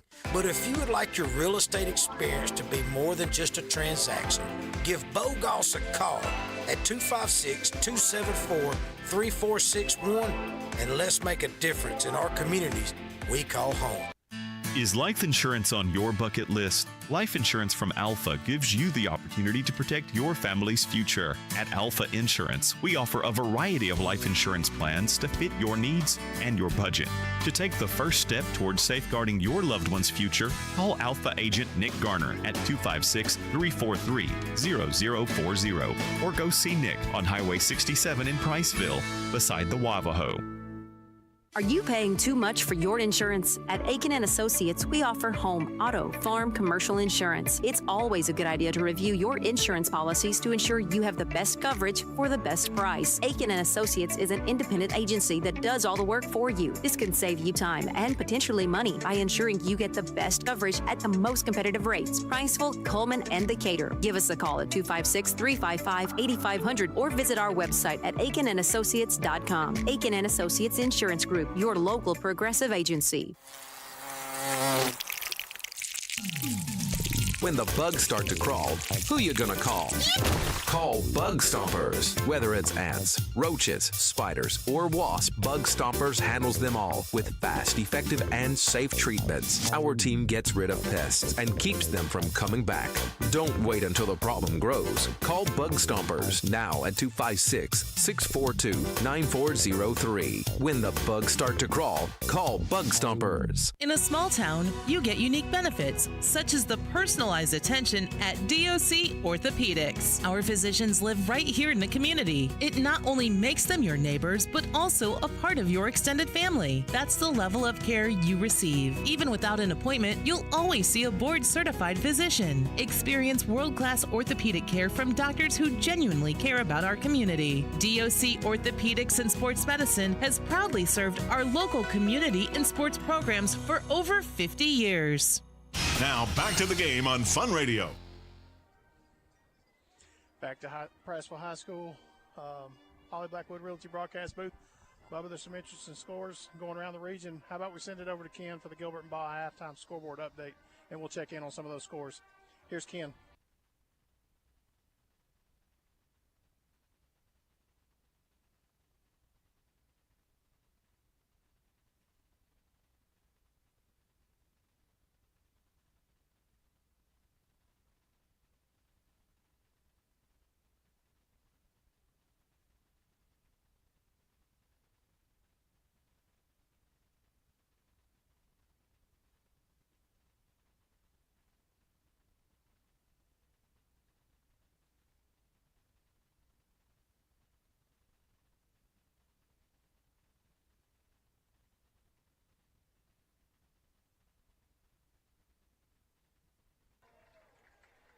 Thank you, Ken. Wow, Sardis Fairview game, Bubba. That's Would you have surprising. thought that? I mean, how many times this season have they been down at the half? And to Sardis, I mean, this is a team in 5A Region 8 that is in last place, and right now they've got the number 1 team in Region 7 and a top 5 team in all of the state in 5A, down by 6 at the half. I just know it was hard. We struggled to put points up. We put 9 on them, right? So, Yeah. I mean, they've already got 20 at halftime. Oh, so yeah. they're doing something that they saw, and they're taking advantage of something. So impressive, Sardis. Good job by those fellas. They don't have a lot to play for, but they're playing for everything, right? Well, it's a halftime show, and I'm seeing smoke on the field, Bubba. Halftime show, the Pride of Priceville's out there. It looks like we've got Majorettes twirling fire. They are twirling fire. That's Briley Burgess out there. She's the majorette captain. Now she's going to get two batons. 2 batons. You don't see that often. It's been a few years since we've seen a majorette that's been twirled, but, Kim Robertson, she does a great job with the majorettes and has for a long time. Her daughter, Paige, was alumni with the University of Alabama, and she sent a lot of people to, Auburn, and Faith is down at Auburn, and we've got several Crimsonettes. So she just did now she's got one in her mouth here. She's going to twirl 2 with one in her mouth. She's juggling. So her sister, Faith, did it 2 years ago. I think she was the last one to do it. I don't think we had anybody twirl last year with fire. Yeah. Well, that's awesome to see. Impressive. Well, the Lawrence County Red Devils, they're starting to come out of the locker room. They're going to have a 3-minute warm-up here in a few minutes. We have yet to see the Priceville Bulldogs come out of their locker room. Mandatory, I believe it's mandatory. Isn't it mandatory? I think it's a mandatory 3 minutes. Yeah. That just kind of a warm-up period. Yeah. They have to add that 3 minutes onto the 20-minute clock. But, looking around the region, some of those other scores, it's kind of shaking out how you kind of think it would. West Point and Russellville, those two teams, Russellville on top right now. Not by a huge margin, but, we'll see how the second half shakes out. You got Ardmore and East Limestone. You kind of figure that, we've seen both of those teams. You think that we talked to Coach Jonathan Snyder this morning from Ardmore, and you really feel like, coming out of that game against Lawrence County that, this team, they won a couple. They kind of had if you look at Ardmore's schedule, they had 3 games right there sandwiched in the middle where they had to face us, Russellville, and Fairview back to back to back. And, to come out of that, they had to play Madison County, and then, then they played Lawrence County and was able to get the W. So this is a team that coming into that Priceville game was 2-0. Yeah. And, now they're kind of on it's kind of like they've gotten over the hill. If things play out like they are, if we go ahead and win this game and then Russellville wins, I think we're playing next week for the 2 seed possibly, I believe. Yep. And then I believe if Ardmore wins and Russellville wins, I think that West Point and Ardmore would still play for that 4th spot. That's right. I believe so. That's right. There's going to be a lot pending on that one game. Yeah, and I think that might be what we're looking at possibly if games continue like they are for the rest of the night. I don't know. We'll take a look, but a lot to be decided. I'm glad we're in the position we're in, 21-6. We haven't played our cleanest game, which we've been saying that for a few weeks. I'd love to get on a good, clean half right here and go into next week with just a good everything running on all cylinders. That would be great. One of the things that I do like to see that I've enjoyed seeing tonight that we really haven't seen in the past is to see 14 just pounding the ball. And, we've had a lot of plays there in the first half where, we've had sections of the drive where we've really been able to put the Red Devils on their heels and just kind of get them pushed back. And, that's something that we've missed for the last 3 or 4 games. And we haven't been able to do that. And it's just kind of been the play call with the personnel that's on the field. And, our offense is a little different with 14 back there in the backfield. Yeah, I do think we're going to continue to pass the ball because it's just something I think we're going to continue to grow on for the rest of the season. One play that I think we haven't seen is 21 come out of the backfield. Yeah. Let's look for that. That's right. Yeah. We're going to take one more break. It's Alpha Insurance halftime show presented by Nick Garner. We'll take one more break and we'll get started with the 3rd quarter. We'll be right back. You're listening to Bulldog Radio on the Fun Media Sports Network. Your team getting their license is a huge milestone for them and for your insurance. With an auto policy from Alpha, you will have peace of mind knowing that your team is protected by quality coverage at an affordable price. To learn more about our discounts for young drivers, call Alpha agent Nick Garner at 256-343-0040 or go see Nick on Highway 67 in Priceville, next to the Wavahoe. Hunters, get ready. North Alabama Co-op has the gear you need this season. New this year, 125 and 200-pound deer protein tubs built to grow strong, healthy herds. Plus, stock up on practice targets and ammunition to sharpen your aim before the big hunt. Shop today in your Marshall and Morgan County North Alabama Co-op locations, where hunters get the edge they need. North Alabama Co-op, your partner in the hunt.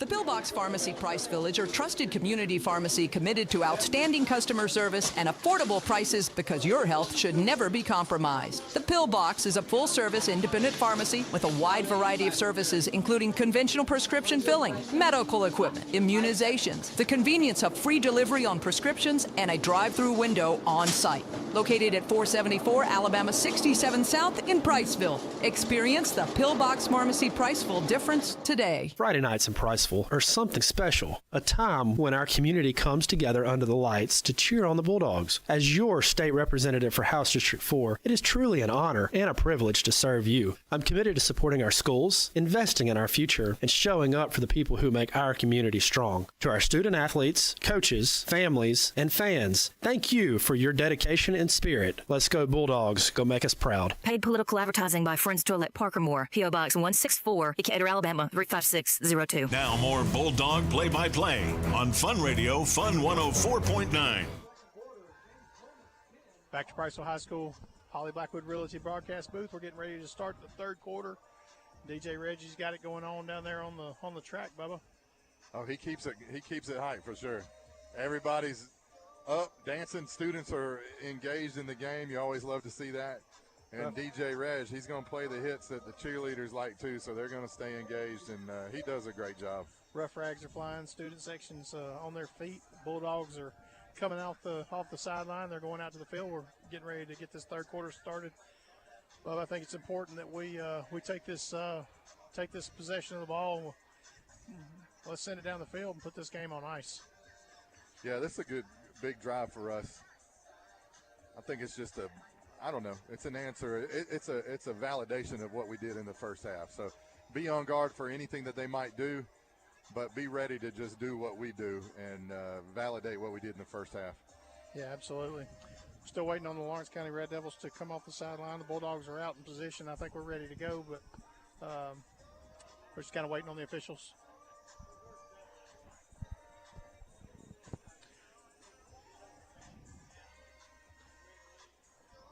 We're still waiting. I'm not sure what they're waiting on. They're just now putting 12 minutes on the clock. And everybody's just kind of standing around, but nobody's getting anybody going. So we're still waiting on the Red Devils to come off.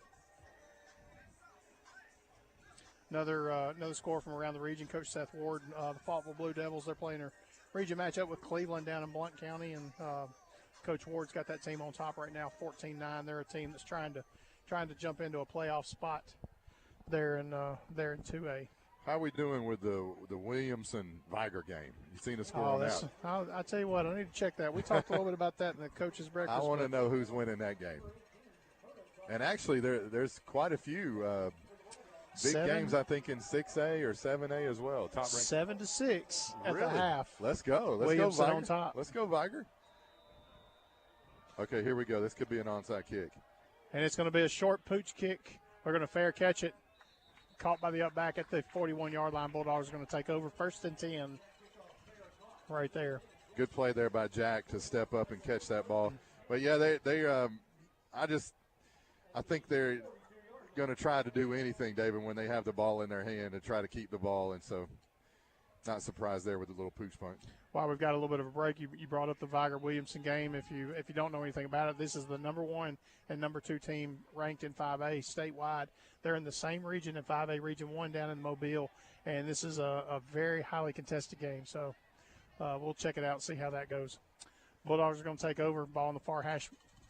Graham takes the snap. He gives it to Carroll. Carroll dances around one guy, gets across the 45, lowers his head, gets across the 50, down to the 47-yard line. And that looks like that's going to be an 11-yard gain and an Aiken and Associates first down for the Bulldogs. Good run, powerful run there by 14. Ran over the free safety.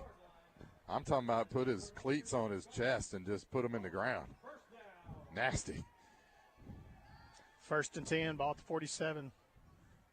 Carroll still in the backfield. They give to Carroll. He dances around one guy, makes another guy miss. 2 guys miss. He just lowers his head. He's still driving his feet across the 40 down to the 36. He's close to another Aiken and Associates first down, and we've got a Lawrence County Red Devil down on the field. And that is enough to move the chains. That's going to be 2 plays and 2 first downs for the Bulldogs. I don't know what kind of report DOC gave to the Bronco, but I'm going to give him a report right now. He's okay. I think he had a tune-up, and his Bronco's running on all cylinders. Talk about the Williamson and Viger game. If you read some of the stat lines on this game, they talk about how this could be a preview to a state championship type caliber team. And we talked with the Priceville about getting those barometer games to really kind of see how you stack up, and that Williamson team is just so tough, just not allowing any points. I mean, they've only allowed 24 all year long, and they're in a 7-6 defensive battle right there. And yeah, they must not be doing something right if they've already let them score 6 at halftime. So yeah, but this is obviously 2 powerhouses matched up there, going head to head. That's got to be a great game. And like Bo said, he used to live down in that area. Bo, I'm sure there's everybody in town is at that 5A game. I guarantee there is a ton of people at Ladd Peoples Stadium, if that's where they still play. All right, the injured player is off the field. Bulldogs have the ball, 1st and 10, ball at the 36. Just underway here in the third quarter. Bulldogs with a 21-6 lead. Avalos comes in motion. Graham takes the snap. It's quarterback keeper. He's going to follow his blockers. Follow Maywell out in space. Turns it back to the inside, across the 30, across the 25, down to the 20. And that should be enough for another Aiken and Associates first down for the Bulldogs. Really a wide open play there. I think they were keying on the running back. That was Xavion Campbell that had the fake that went up the middle. But a good decision there on the RPO action for Sheldon, and ran it right around the corner. They didn't have a chance on that, stopping them. He did a good job just kind of coming around the corner and then turning around and sealing that edge for Sheldon to have space. Ball in the near hash. Camel still in the backfield. He's to Graham's left. Quick pass out in the flat to Uriah Burnham. He goes back to the inside. He gets drugged down across the 20 down to the 18-yard line. I like the play. Get the ball out quick. Let number 9 try to make a play with his feet. Did a good job. Got some yardage on the play. I think maybe might be 3 yards there. Good tackle there, though, about 14. Get his number so that people know. Ball still in the near hash. 2nd and 7. Well, I don't see 14 on the roster there. 10-19 to play. Burnham goes in motion. They give to Camel straight up the middle. He kind of gets stood up down across the 15, down to the 13. Good hard yardage right there for Camel.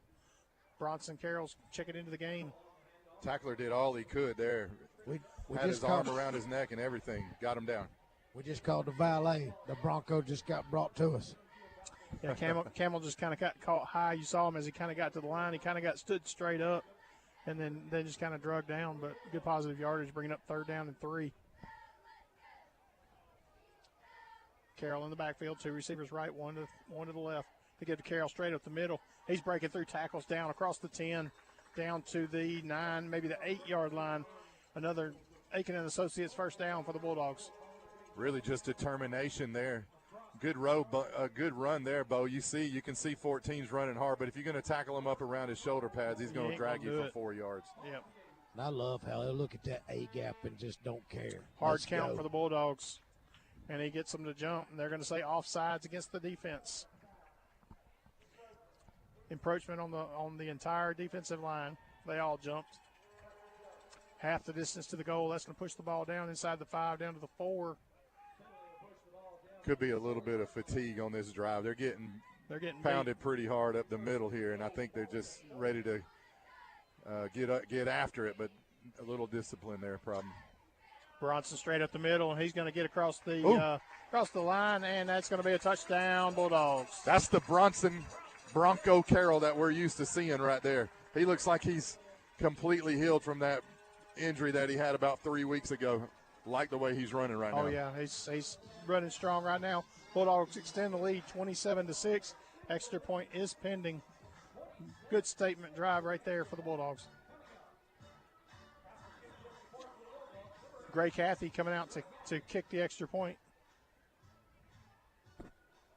The snap, the hold, the kick, it's up.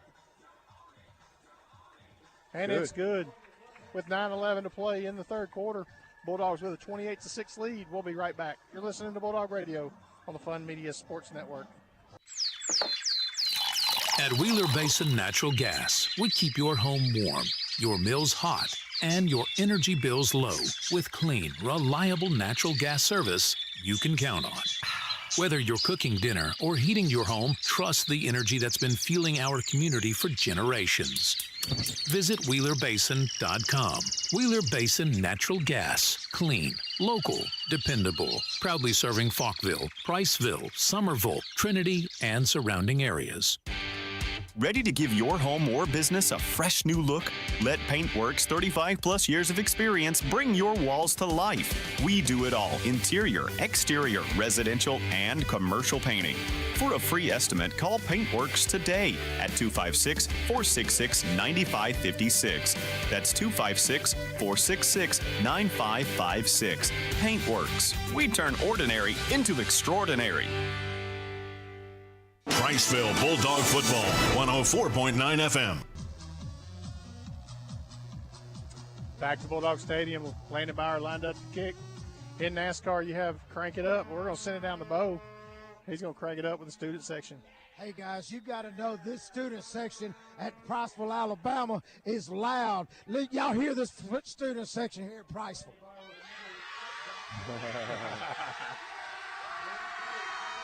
When you got a student section like Priceville, Alabama, you come to the doghouse to get beat. I love it. They loud. That was a touchback on the kickoff. Lawrence County's going to take over. Ball at the 20, first and 10. Bo, I think you could probably get in there and be one of the biggest seniors that we have this year. You want to get in there with them? Yeah, that's great. Oh, that was fun. They have a good time for sure. All right, King at quarterback. Jones in the backfield. 2 receivers right, 1 to the left. Man goes in motion. Ball in the center of the field. Give to Jones straight up the middle. He makes one man miss, and he's brought down out to the 25-yard line. A pickup of 5 on the play for Jones. Cody Kukic on the tackle there, straight up the middle. Good hit by him. 10 comes up to help clean them up. Good gain, though, for them on first down. But Bulldogs seem like they're making some adjustments here, and we're trying to slow down this running plan by Jones. Tough freshman. Keeps bringing it. 28-6 your score. Bulldogs score. Your score and recap. Punched in by Bronson Carroll, Citizen Family Dentistry scoring recap. We appreciate them for sponsoring the scoring recaps throughout the season. 2nd down and 5. Ball in the center of the field. Man goes in motion. They give to Jones, straight back up the middle. He makes one man miss, gets into that second level. Kobe Kukic brings him down, and that's going to be enough for a first down for the Red Devils. Pretty much the same play. Ran that A-gap right there. Looked to me, David, and he come right up the middle. Same tackler, 44, like you said, on the tackle, but not after he got a first down. They moving the chains. They kind of skipped the receiver in motion, and then just kind of waited on him to kind of get behind the line. And as soon as he was there, they snapped the ball, and he's just another blocker for Jones. That line's opening up some good holes right now, too, that he's running through. He's able to get 4, 5, 6 yards, it seems like, every carry. 1st and 10, ball at the 32. They give to Jones straight up the middle. He gets hit, drugged down from behind. He's going to be out close to the 40-yard line. That's going to be another pickup of maybe 8 on the play. Bulldogs had him wrapped up a lot earlier, but they just kind of had to kind of drag him down with his momentum going with him, and so he picked up another 3 or 4 yards. I see what you're talking about. Wide receiver kind of goes in motion, but he stops right at the end, and he's able to check or kind of kick out that defensive end and keep him from getting in on the play, and it's really opening up a hole, keeping one defender off of him. I'm noticing, too, Colton Madewell's out there in the linebacker position. I don't know if you saw that for the Bulldogs. Ball in the center of the field.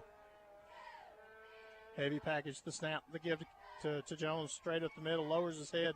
He's going to get across the line to gain out to the 46-yard line, and that's going to be another first down for the Red Devils.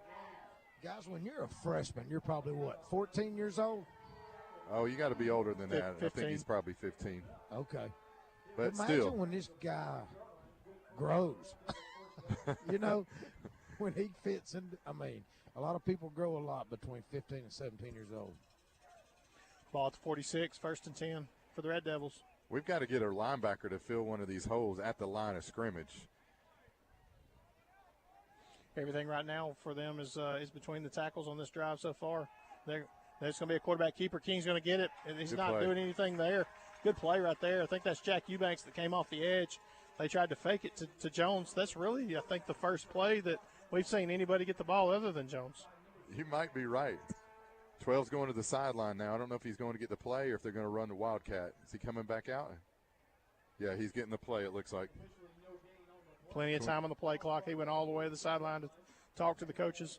28-6 your score, 6:16 to play in the third quarter. Ball in the near hash. Really a good play call there, honestly, David. Like you said, first time the quarterback kept the ball there, and Jack just made a great defensive play to get him down. Single receiver on either side to give to Jones. He comes up the middle. He's going to get drugged down. He's going to pick up 4 or 5 on the play. He's going to get out to midfield. I mean, the only bad thing about this is they're going to use up the whole third quarter, and they might not get the ball back. So they're doing a good job moving, but we're clocking this clock down. We're almost down with the third quarter here, 5 minutes left. Houston Witten checks out of the game. John Scott Crispin checks in at defensive tackle.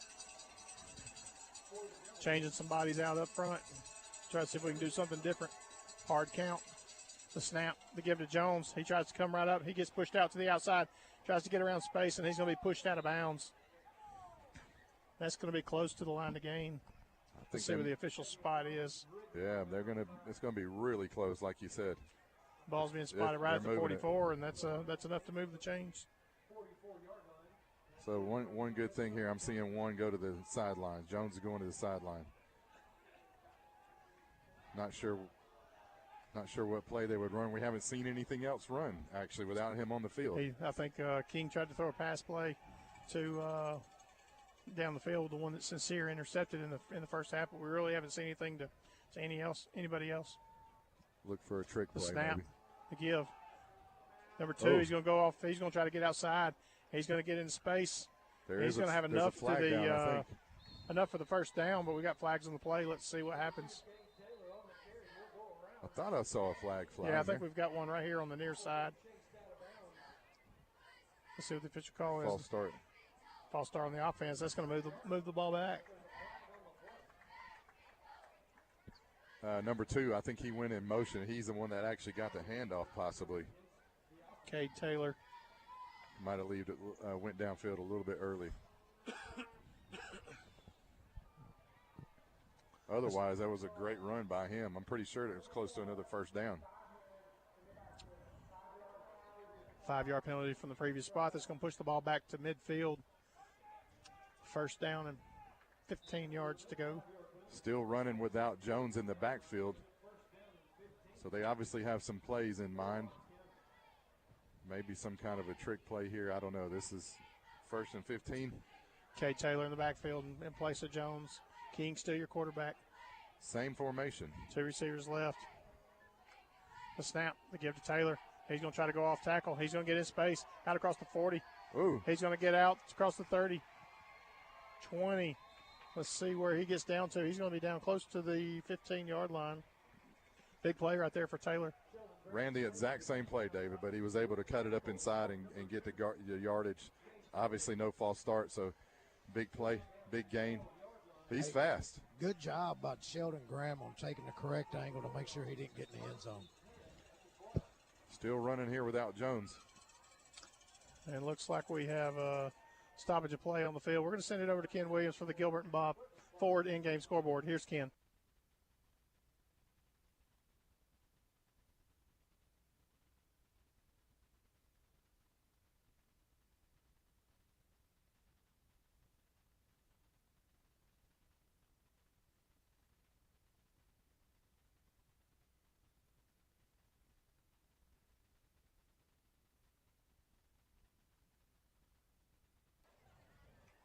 Thank you.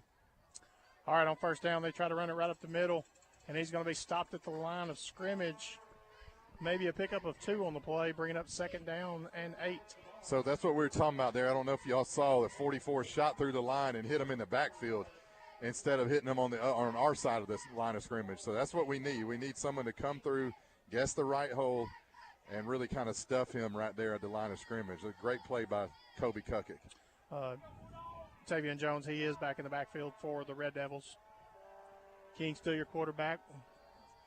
3.5 minutes to play here in the third quarter. 2nd and 8. Ball at the 10-yard line. The snap. To give to Jones. He tries to go up the left side. He's going to be hit. He's going to plow his way towards the end zone. He's inside the 5. Let's see what the official spot is. I think he's down to about the 3, maybe 2-yard line. Great run by Jones. He's a determined runner, too. Not only is he a big body, he's fast, but he's determined. He's really, you can tell he runs with a lot of confidence. I mean, he's not scared of anything. The young fella understands the team's on his back, and he's getting the job done. 1st and goal. Official spot's going to be the 3-yard line. It's a good answer here by the Red Devils to go the length of the field. Use a lot of time off the clock, but they're driving. 3 minutes left to play in the third quarter. Direct snap to Jones. He's going to keep it. He's going to go off right tackle. He's going to get stood up right at the goal line. I don't think he's in. No, he's inside the 1, but it's going to be 2nd and goal. There's a Wildcat offense there for the Red Devils. He's about 8 inches. Incredible play there. I don't know who hit him first, but it was the 2nd and 3rd guy that stood him up. Too hard to tell the numbers there. Must have been a linebacker, I think, that probably hit him initially. Second down and 1. Ball at the 1 yard line. Second goal, excuse me. Looks like Jones is still going to line up in the Wildcat. King is not on the field. Spread formation. Jones going to take the direct snap. He's going to go right up the tackle, and he's going to be into the end zone for a score. Touchdown, Lawrence County. Tough to stop that play, but you can tell Jones, he's tired, though. Yeah. He laid on the ground for a little bit there. You got to know he's gassed. Not sure he can keep going that many plays, one after another, and taking the hits that he's taken. 28-12 your score. Let's see if they line up to go for 2 or if they try to kick the extra point. They tried to go for 2 on their first touchdown. Looks like the offense is still on the field. Getting a 2 here would put them down by 14. That's a good point, Bubba. Number 1, Tavian's got his hands on his hips. Yeah. He's tired. He stayed on the ground face first there for a good 3 or 4 seconds. Red Devil offense is on the field. They're coming up to the ball right now. King's out at quarterback. Number 2 actually is the quarterback there. Is it number? That's the speedster. Oh, yeah, K. Number 2, K. Taylor. He might try to run this around the end. He's got a lot of speed. He's got Tavian Jones also lined up out at wide receiver. Oh, they might try to kick this point after. No, I think they had a penalty. Oh, okay. Had a penalty. They're moving them back 5 yards. And it looks like we've got personnel changes. They're going to try to kick the extra point now. I didn't see what the official call. You assume it was just a false start penalty. The snap, the hold, the kick, it's up. And it's good. 2:10 left to play in the third quarter. 28-13 your score. Bulldogs on top. We'll be right back. You're listening to Bulldog Radio on the Fun Media Sports Network. Auto parts for makes, models, and descriptions are on the shelf at Discount Auto Parts, Priceville's hometown auto parts stop for over 3 decades. In the middle of town on Alabama 67, Discount Auto Parts is your go-to store. And if they don't have the part you need, they'll get it next day for just about any part. Your hometown independently owned Discount Auto Parts. Open weekdays and Saturday at 7, Sunday too at 8 a.m. Home owned for over 3 decades. Best quality, best service, friendliest folks in town. Priceville's Discount Auto Parts. Open the door to savings. Foodland has featured fresh, hand-cut quality meats at the best value since 1993. At your Priceville Foodland, you'll find a hometown experience and unbelievable prices. Come in and check out our wide variety of produce, too. Great meat, great service, great prices. Open Monday through Sunday, 7 a.m. to 8 p.m. We thank you for supporting your independent grocer, Priceville Foodland, proud sponsor of the Priceville Bulldogs. From the Holly Blackwood Realty broadcast booth, it's Priceville Bulldog football on 104.9 FM. Back to the Holly Blackwood Realty broadcast booth. Lawrence County lining up to kick. He's spotting the ball on the hash mark. So you're expecting 2 times he's already kicked it, and he's tried to kick that little short pooch kick just across the 10-yard line. One time they got us for the kick. The second time we fair caught it. Looks like this one's going to be over the head, and it's going to be out of bounds. It's caught by Jack Eubanks. He could have probably let that one go, but I don't think you want to take any chances. If you let it go, they're going to drop a flag for the kick out of bounds. But we're going to take over, ball at the 34-yard line. 1st and 10. Let's see the Bulldogs come back out and answer right here. Where would we get it if it was a penalty there? I think if you at least come out to the 35. I'm not sure if they give you additional yardage. It may be a 5-yard penalty or something like that if they do kick it out of bounds, because you do see onside kicks where they kick it and they go out of bounds, and you do get penalized for it. But I think if it's kicked in the backfield back towards the end zone, it's brought out to the 35. Gotcha. Yeah. Makes sense. All right, 1st and 10, ball on the far hash. 3 receivers left, 1 to the right. Empty backfield. Quick pass out to Colton Madewell out in the flat. He's going to get across 35. He spins out to the 40, 44-yard line, a pickup of 9 on the play. That's the pass I was talking about in the first half at halftime, David. We hadn't seen that yet. Colton's dangerous when you get him out in the open field. Yep. I love getting the ball quickly to him so he can get his man lined up and make a move down the field. Good play there on 1st down. Ball in the near hash. Formation chain. We got 3 receivers right, 1 to the left. Single back in the backfield. Graham drops back. He rolls out to the left side. He's looking downfield. He throws on the run. He's got Uriah Burnham on strike. He shakes man, winning 40, 35, 30, yes, 25, 20, 15, 10, 5. Touchdown, Priceville. No flags. Uriah Burnham, number 9. And Burnham he did down the middle of the field for 6. Put it 6 on the board for the Bulldogs. Great play there. I love the way Sheldon rolls out. That play is just an incredible play. It's like Uriah's coming opposite field as you're rolling that way. He's coming this way. It catches him off guard. Good Dude, play. 6 is in a zone tonight. He is. Sheldon Graham is in a zone on senior night, dude. I hear it. Good for you, Sheldon. Greg Cathy out to kick. The snap, the hold, the kick. It's up. And it's good. Priceville extends the lead, 35-13, with 1:31 to play in the third quarter. We'll be right back after this. At Stonehenge Horticulture Alliance, we don't just grow plants. We craft living landscapes. Located at 1769 Bethel Road in Priceville, Stonehenge is your trusted retail garden center for vibrant flowers, lush shrubs, and expert advice. From irrigation systems to landscape installation and maintenance, our dedicated staff brings beauty, balance, and life to every outdoor space. Delivery within 10 miles of our location. Stop by today or call 256-552-0005. Stonehenge Horticulture Alliance, your dedicated horticulture craftsmen. Warm and welcoming, the city of Priceville is a vibrant community growing within the Great Tennessee Valley. I'm Mayor Sam Heflin, and with our city council welcoming new visitors, new residents, and new businesses to our town. There's a lot to like here. Lots of amenities, abundant green spaces, and the friendliest folks in North Alabama. Welcome to the crossroads of North Alabama. Welcome to Priceville. Come live with us. The city of Priceville proudly supports our Bulldogs, a special school and a special place. Go Bulldogs. Now back to the game on Fun Radio. Back to the Holly Blackwood Realty broadcast booth, Priceville High School. 35-13 your score. 58-yard touchdown pass from Sheldon Graham to Uriah Burnham. Citizen Family Dentistry scoring recap. Excited to see Uriah, too, get another one. Great guy there. High kick by Landon Meyer. It's going to be kicked to just outside the goal line. He's going to catch it at the 2, out to the 5, 10, 15. He's going to be brought down at the 17-yard line. Good pursuit right there by Colton Madewell, bringing him down. Good stop right there on the kickoff return to keep them inside the 20. Yeah, absolutely. You can kind of see from up here, you see the trailing guys that they come, they're staying in their lanes, but they're able to pursue pretty hard when they get level with the returner.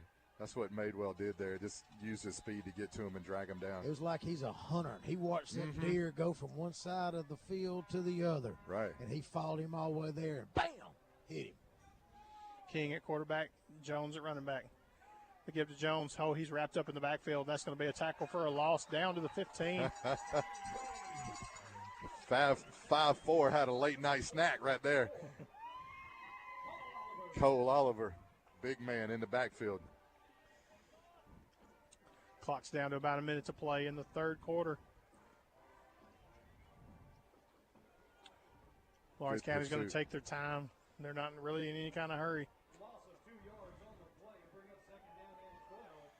Got to get this play off, though, before the quarter ends, right? Play clock down to 14 seconds. This may be the last play of the third quarter. We'll see. 2nd and 12. Jones lined up in the pistol. The snap.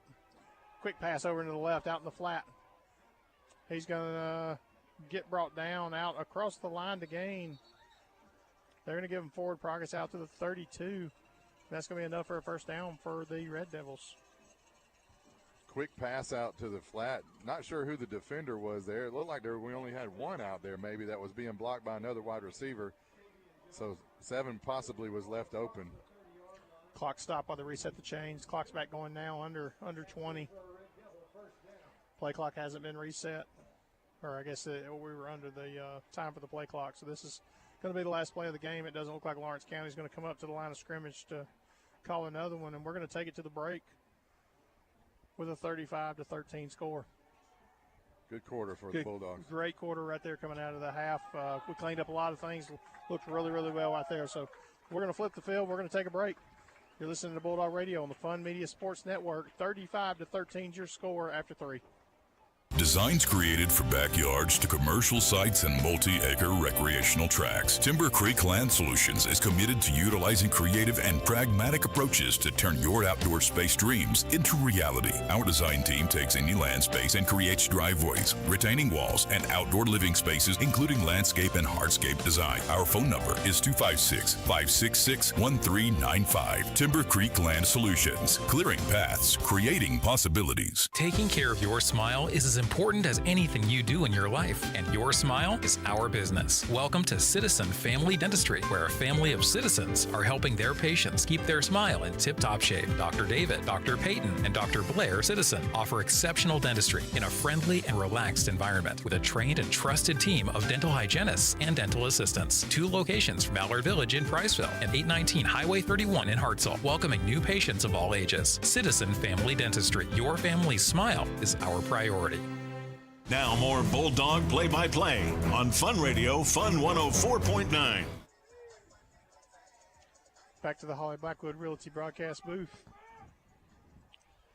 Good quarter there, David. I know you mentioned it, but it did look like we cleaned up quite a few things. And, tough to stop one. He's going to get you for 3, 4, 5 yards every time. But we've done a good job in the last few, though, stuffing them in the backfield. 1st and 10, ball at the 32. Ball given to Jones. He goes to the far side. He's going to be wrapped up. He's trying to stretch that play down the sideline, but he's going to be tackled for a loss. Loss of 1 on the play, bringing up 2nd down and 11. While we've got a stoppage of play for a second, I want to just look at some scores around the area. Hartselle and Jasper play, and that's a big 6A matchup. Hartselle on top, 10-7 right now in the 3rd quarter. So a good game going right there. That's a 3-way matchup between Jasper, Muscle Shoals, and Hartselle. Trying to win that region right there. Jasper lost to Muscle Shoals last week. Hartselle need this win, and you could look at a Muscle Shoals Hartselle matchup next week to decide the region championship over there in 6A. Were y'all talking about this might be Hartselle's first kind of more difficult game, possibly? I think possibly I heard y'all could be. saying that this morning. They played some cupcakes along the season. Quick pass by King out in the flat. Ball falls incomplete. That's going to bring up 3rd down and long for the Red Devils. I like the way Jack played that play there. He was covered, but he actually dove towards the wide receiver, and I think the ball was a little bit not thrown accurately there, but Jack was definitely in to disrupt that one for sure. Let me rephrase that about the Hartselle comment. Not all cupcakes. They did play. They have played some tough teams. They started off the season with Austin. They had a really good game against Austin. They've got some other teams like Did they play Muscle Shoals too? They play them next week. Next week, okay. So, Gotcha. All right, big play right here for Lawrence County. 3rd down, 11. King takes the snap. He drops back. He's trying to throw a slant pass. Caden Carty jumps it. I think he got the interception. Let's go. And that's going to be a turnover. Caught at the 39-yard line. Caden Carty saw that pass coming. I think it was just big body on littler body, and he bodied him out a little bit and made the catch. He jumped the route, stepped in front of him, caught the pass. Bulldogs are going to take over on the short field, ball at the 39-yard line. I think the ball, although Caden was there, the ball was thrown a little bit too far inside. If he had brought that out a little bit farther outside, the receiver might have had a better chance. As it is, though, good play by 3. Senior Knight gets him an interception. Sincere Baker, Senior Knight, gets him an interception. Seniors showing out tonight, man. That's it. Bulldog offense on the field, ball in the near hash. Bulldogs driving to the right as you listen. Bronson in the backfield. Avalos comes in motion. Quick pass out in the flat. That's going to be Keegan Hightower caught out across the 30. He comes down inbounds. One thing I want to mention, you see Avalos running down the field there to make a block. He does a lot of the just things that you don't see. He's constantly in the backfield as the sniffer, blocking for different plays. You know, I think he caught a pass last week maybe, or the week before he caught a pass, I think, for the first time. But he just does a lot of the unsung things that you just don't notice on the paper. Graham drops back. He fakes the pass out in the flat. He gets flushed out. He runs up the middle, across the 30, shakes out to the 25. That's just trying to make something out of nothing, but I think he's going to pick up about 5 on the play. What I like there, and we've been talking about this all year, is just he's not making bad choices, bad decisions. Right. He would have thrown that ball up in the air last year, but doesn't see anyone open. He's believing in his scrambling ability. I think he believes in his size and the work that he's put in the weight room. And I think he knows he can bang his way forward for 3 or 4 yards like he just did. Yeah. Ball spot 25, 2nd and 6. They give it to Carroll. He dances around one man. He kicks it to the outside across the 20, down to the 15. He's being drugged down to the 10, no, down to the 6-yard line. Big run right there by Bronson Carroll down to the 6. Bulldogs are going to have Aiken and Associates first down at the 6-yard line. First and goal. You know, big Cole Oliver, 54, pulled on that play, and you can see, I don't know if you can notice, but when Bronson got to the outside, it's almost like his eyes, you could see they got big. Oh, he saw the end zone, and he nearly took it into the end zone. It's like he just got a confidence boost there. I'm about to get this in the end zone. Nearly got it in there. I think we're on the 5-yard line. Well, no, yeah, 5-yard line maybe. Yeah, that's what it looks like. Graham still at quarterback. And we have a timeout on the field. It's going to be a timeout, Lawrence County. 9:15 to play in the game. Bulldogs on top, 35-13. We'll be right back. You're listening to Bulldog Radio on the Fun Media Sports Network. Are you paying too much for your insurance? At Aiken and Associates, we offer home, auto, farm, commercial insurance. It's always a good idea to review your insurance policies to ensure you have the best coverage for the best price. Aiken and Associates is an independent agency that does all the work for you. This can save you time and potentially money by ensuring you get the best coverage at the most competitive rates. Priceville, Coleman, and Decatur. Give us a call at 256-355-8500 or visit our website at aikenandassociates.com. Aiken and Associates Insurance Group, your local progressive agency. Hunters, get ready. North Alabama Co-op has the gear you need this season. New this year, 125 and 200-pound deer protein tubs built to grow strong, healthy herds. Plus, stock up on practice targets and ammunition to sharpen your aim before the big hunt. Shop today in your Marshall and Morgan County North Alabama Co-op locations, where hunters get the edge they need. North Alabama Co-op, your partner in the hunt. Priceville Bulldog Football, 104.9 FM. Back to the Holly Blackwood Realty broadcast booth. Just looking at some scores around the area. Fairview took the lead over Sardis. It's 34-33 right now. Hartselle just gave up the lead. Jasper's on top with just a few minutes to play, 14-10. Big game over there. We talked about that game just a minute ago. We'll get with Ken here in a few minutes for the full look at the Gilbert and Baugh in-game scoreboard. Right now, the Bulldogs are facing first and goal. 9:15 to play in the game. Ball on the far hash. Bronson in the backfield. Graham at quarterback. We've got flags on the play. I didn't see anybody move. It's got to be on us. Yeah. Snap infraction. That's probably why it came from the back judge. Quarterback the center must have moved the ball. I think it's a good chance we might see Bronson run this, but I would not be surprised to see a quarterback run right here, called run for Wish Sheldon. Backed him up 5 yards. It's a fake to Carroll. He's going to throw it in the flat across the 5, and he's in. Is that Jake Hamilton? Jake Hamilton with a touchdown reception, 9-yard touchdown reception after the 5-yard penalty. 6 on the board, 41-13 your score. Sheldon standing back here like there was a penalty called. It's almost like he was waiting for it to be called back. But that's 5 for him. 5 touchdowns, big night for him. This season, this is his career high, without a doubt, right? Oh, yeah, absolutely. It's almost they got some kind of stoppage on the field. The referees are kind of huddling over the ball right now. I'm not sure what the officials are talking about. We'll see. They're walking to the sideline. Hold on. Oh. Result of the play is a touchdown. Defensive holding. Defensive holding looks like it's going to be enforced on the kickoff after the play. So that's why Sheldon wasn't giving anybody 5. Look at him now. He's giving everybody props. He was waiting for that. I knew something was wrong. It didn't seem right. He just didn't celebrate or anything. I didn't even see the flag thrown. I didn't either. Being defensive holding, it had to have come from back in the end zone. We just didn't see it from here. 41-13 you scored, 9:09 to play in the game. Gray Cathy out to kick. Graham, your holder. The snap, the hold, the kick, and it's blocked. 41-13. We're going to take a break. We'll be right back. You're listening to Bulldog Radio on the Fun Media Sports Network.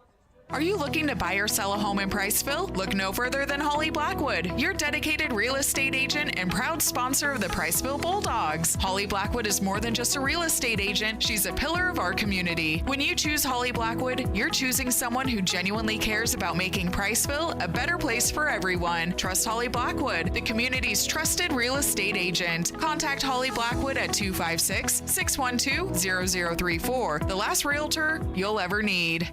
At Alpha, our friendly hometown team understands your life and unique needs. We understand you want great insurance coverage options, an easy claims process, and excellent service, all without breaking the bank. For personalized service and products that fit your needs, call Alpha Agent Nick Garner at 256-343-0040 or stop in and see Nick on Highway 67 in Priceville, beside the Wavaho. From the Holly Blackwood Realty broadcast booth, it's Priceville Bulldog football on 104.9 FM. After the penalty is going to be enforced, the Bulldogs are going to be kicking off from midfield. Defensive holding called on the touchdown play. Touchdown stands. 41-13 is your score. Bulldogs in total control. I got to say, man, this game's going exactly like we had all talked about. We're going to establish the run. Yeah. We're throwing the ball all over the place tonight. Five touchdowns. Is it 4 touchdown passes? I believe that's correct. Yeah. And then 1 touchdown run. Yeah. Landon Bauer lined up to kick the ball from midfield. Low knuckle ball. Ball lands at the 10. They catch it, bring it out to the 10, 15. Ooh. He's going to be hit. Just kind of stood up. He's going to be brought down to the 17-yard line. I'd have probably had to let that ball just kind of skip on into the end zone. I'm actually surprised we didn't kick it into the end zone with it being a penalty. Why would we line drive it, but give them an opportunity to return it? I don't know.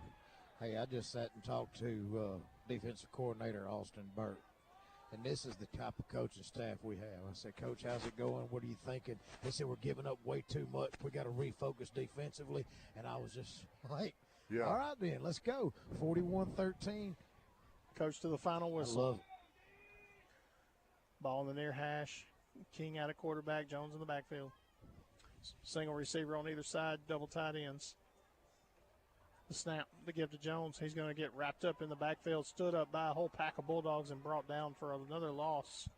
Yeah, good pursuit there by the whole line. Especially saw on the far side there. I'm going to get his number. Looks like Cole Oliver was in the backfield and really kind of hung on him like Superman's cape. Then the others came and brought him down. Good pursuit. Official no gain on the play. 8:35 to play in the game. I like Coach Burke's mentality, though. You know, we're coaching for another week and another snap later on this season possibly. Got to stay on these guys, keep them motivated.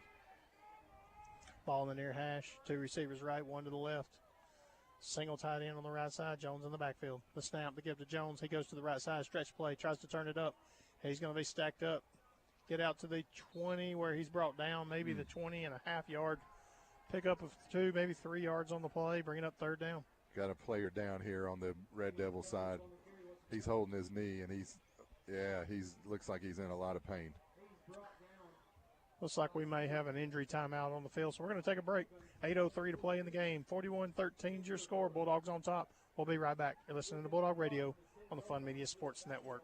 Designs created for backyards to commercial sites and multi-acre recreational tracks. Timber Creek Land Solutions is committed to utilizing creative and pragmatic approaches to turn your outdoor space dreams into reality. Our design team takes any land space and creates driveways, retaining walls, and outdoor living spaces, including landscape and hardscape design. Our phone number is 256-566-1395. Timber Creek Land Solutions. Clearing paths, creating possibilities. Taking care of your smile is as important as anything you do in your life, and your smile is our business. Welcome to Citizen Family Dentistry, where a family of citizens are helping their patients keep their smile in tip-top shape. Dr. David, Dr. Peyton, and Dr. Blair Citizen offer exceptional dentistry in a friendly and relaxed environment with a trained and trusted team of dental hygienists and dental assistants. 2 locations from Mallard Village in Priceville and 819 Highway 31 in Hartselle, welcoming new patients of all ages. Citizen Family Dentistry. Your family's smile is our priority. Now more Bulldog play-by-play on Fun Radio, Fun 104.9. Back to Bulldog Stadium. We're in an injury timeout, and while we've got a stoppage of play, we're going to send it over to Ken Williams for the Gilbert and Bob Ford in-game scoreboard. Here's Ken.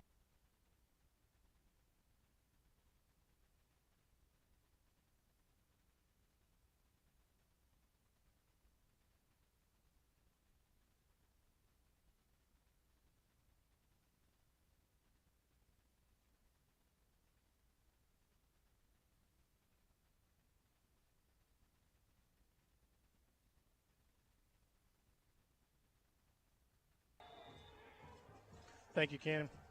Good game right there in 7A with Austin and James Clemens.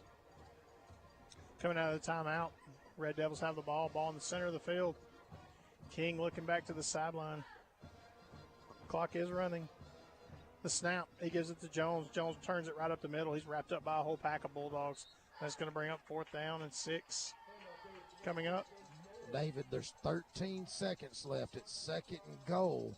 Hartzell's got the ball. Really? Timeout, Jasper. What's the yard line? Do you know? Second. I don't know the yard line. I just know it's 2nd and goal with 13 Oh, seconds. 2nd goal. I got you. Yeah. I didn't hear the goal. I heard 2nd down. It wouldn't surprise me if Hartzell pulls ahead. That's the kind of program they have. Where are these guys? These guys over here. I think there was some guys coming from behind the bleachers. I don't know. About half a dozen Red Devils just came from running from the concession stand. I guess they went to go get a hot dog. Oh, it's a punt. We got a punt from Lawrence County. Somebody called at the 48-yard line. Oh, he's going to get across the midfield where he's going to be tackled. That's Braden Graham on the punt return. I like the effort though. 5-6 yard return for Braden. You like to see Braden. He likes to get his hands on the ball. He's got so much confidence. Pound for pound, most confident guy out there for sure. He loves the shake and bake move too, don't he? He likes to shake and bake. Ricky Bobby. First and 10, ball at the 46. Priceville offense back out on the field. 6:50 left to play in the game. Bulldogs driving to the right as you listen. Ball in the near hash. 2 receivers right. Avalos comes in motion. Quick pass out in the flat. It's called by Aiden Hill. Out across the 45 down to the 40. Let's see where he stepped out of bounds. Maybe at the 41-yard line. Yeah, good pickup by him. Good confident reception. I like the way he made sure he caught the ball first, then he went upfield. Nice play to the short side of the field here. Sorry, David. Go ahead. Aiden Hill, senior receiver. He's a player that's his first year coming back playing, and it's good to see him get in there, get a reception here in the last game. He plays a lot on special teams. Good kid. 2 receivers right. Bronson still in the backfield. Avalos comes in motion. Heavy package to give to Bronson. He tries to find a hole. He tries to go to the left side. He kicks to the outside across the 45, 35, and he's going to be down to the 30-yard line. And that's going to be enough for an Aiken and Associates first down for the Bulldogs. I like the way Bronson's running, guys. He doesn't look like he's scared about his injury that he had a few weeks ago. He looks like he's fully confident in his ability to shift, change direction, and he's actually doing a really good job getting up in the hole and jumping to the outside. Yeah, I would say the first quarter he kind of ran a little safe. Now he's trying to drag you and everything. Uh-huh. His confidence is definitely back. Yeah. Ball shifted over to the far side of the field. Ball on the far hash. Single receiver on either side. Single back in the backfield. Man comes in motion. It's a little pop pass. Comes to the near side. He turns it upfield across the 30, 25, 20, 15, 10, 5. Touchdown. Xavier Campbell. Hump day. 24 with the handoff and the touchdown. Put 6 on the board for the Bulldogs. Good run by Xavier.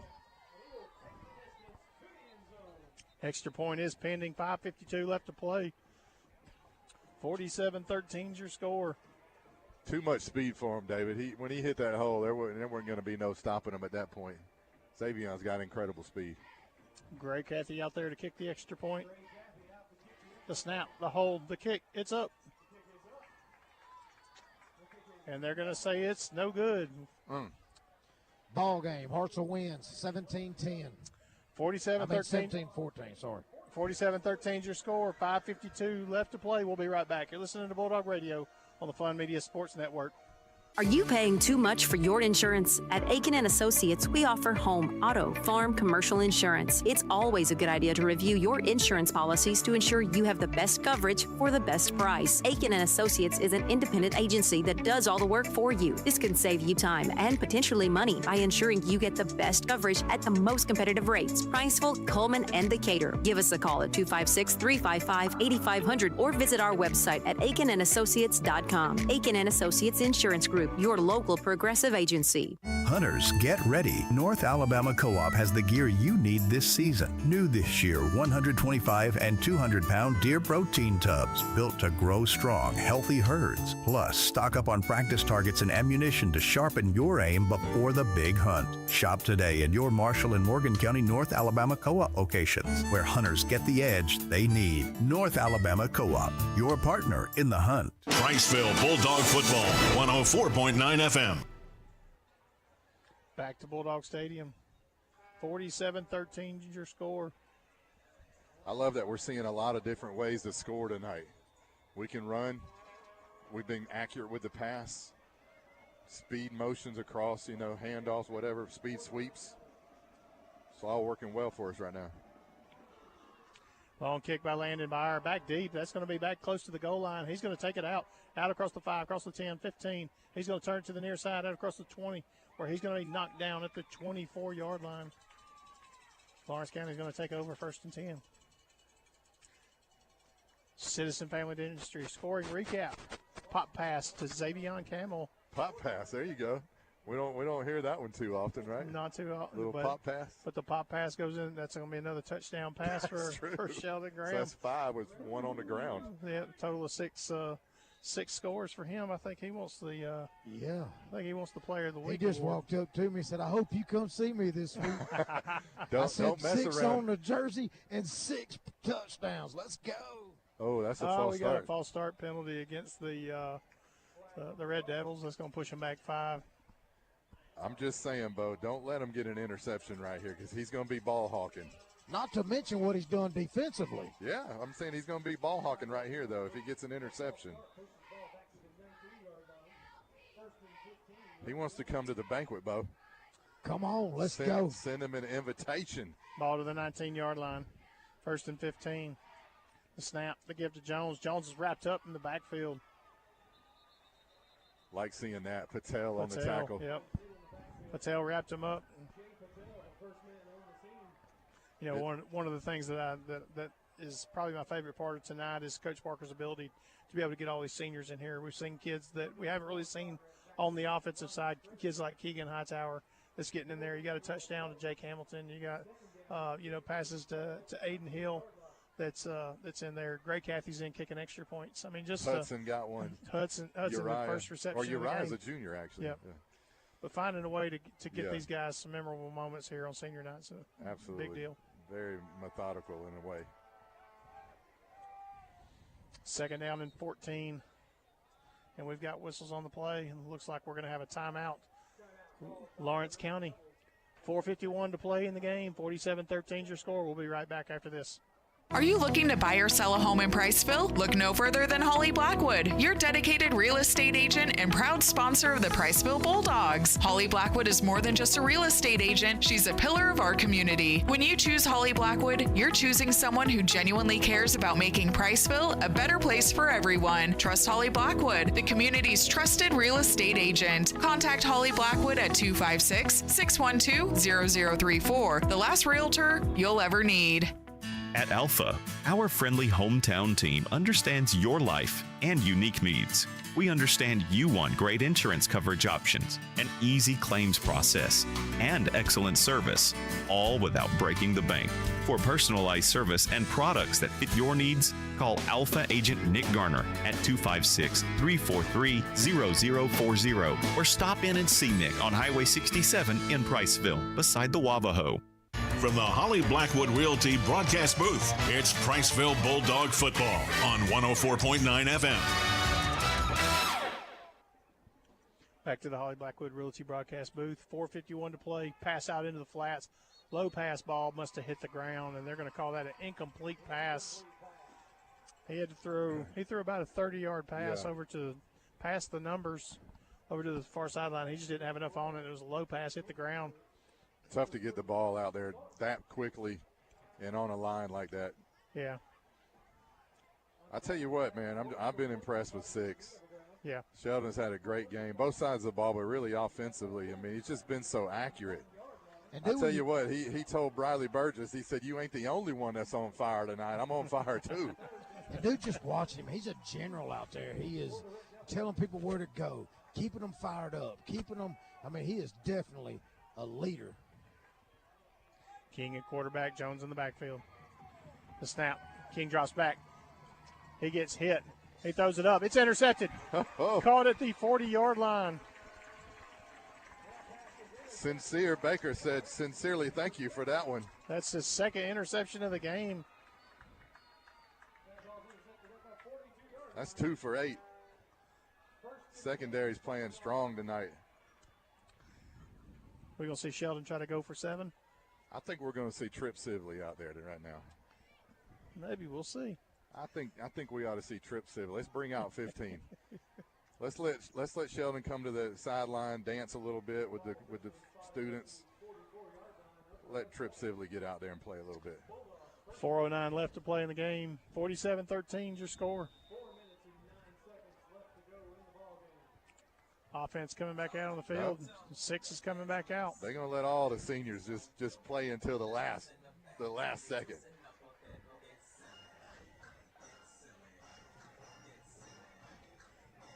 Ball at the 44-yard line. Playing on the short field. Ball on the far hash.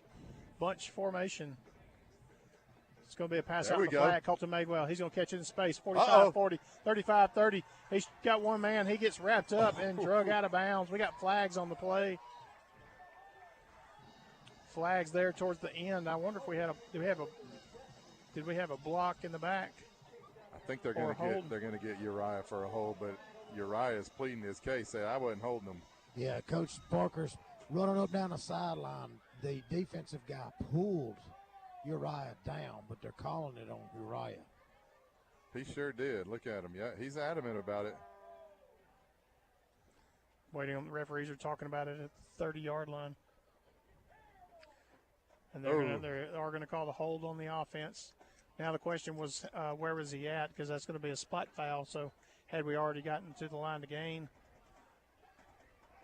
we'll see. They're going to enforce it.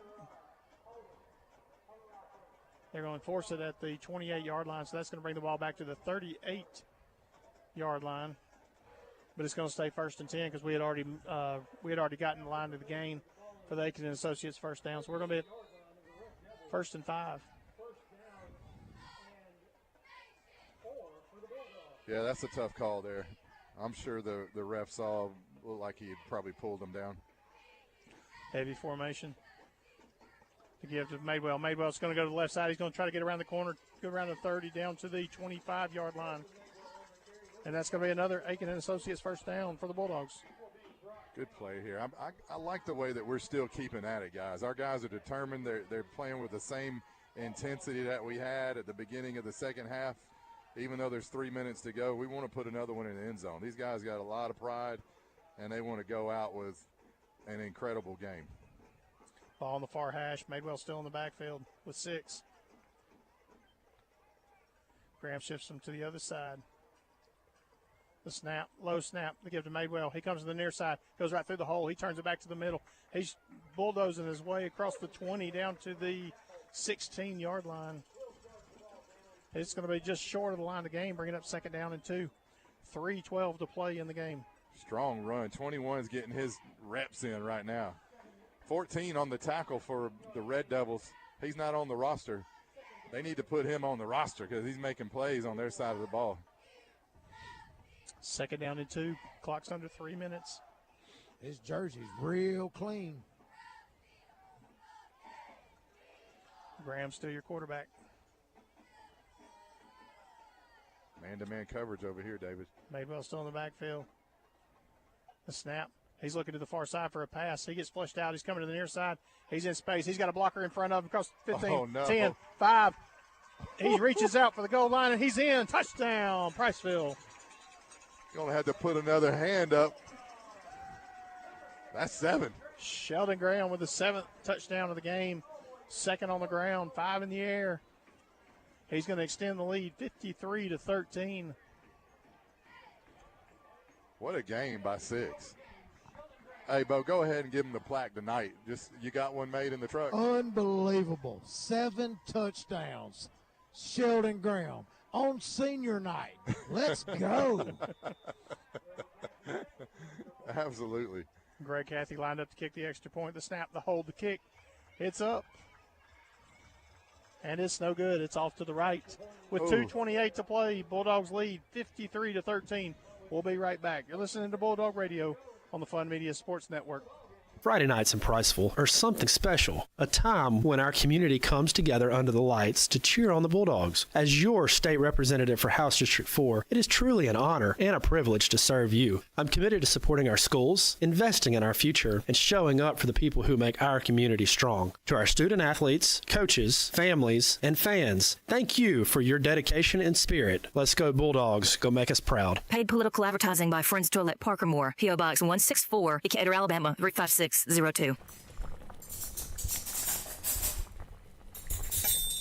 Looking to upgrade your home? Natural gas appliances heat faster, last longer, and cost less to run. From high-efficiency water heaters to natural gas ranges, dryers, and outdoor grills, even generators providing the performance and savings you're looking for.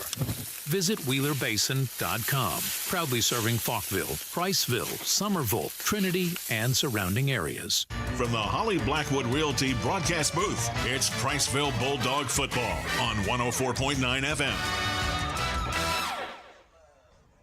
2:28 to play in the game. Bulldogs in total control. 40-point lead. Landon Meyer lined up to kick. This half's gone by a little bit slower, David.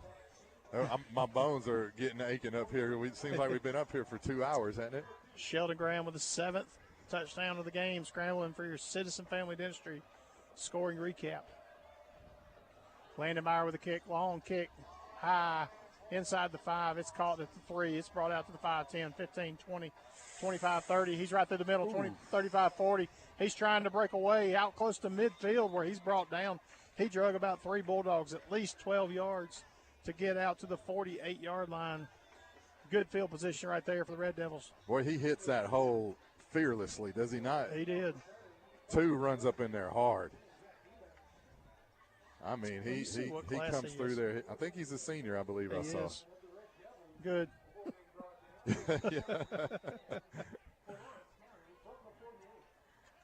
2:17 to play in the game. He puts it all on the line there when he does. on these kick returns for sure. Now he's in the backfield. Well, and he's the one that's broke out for the biggest yardage of line from scrimmage earlier in the game. He had like a 30 or 40-yard run. One of the few plays that didn't go to Jones. Taylor right there, he's at running back, and he's going to get stopped in the backfield, a loss of 2 on the play. We're definitely keying, obviously, on the run. I mean, they're going to run the ball. That's, we're getting down to 2 minutes left in the game here. And, just under 2 minutes left. So we're kind of keying off on that, obviously, but our guys are pursuing well.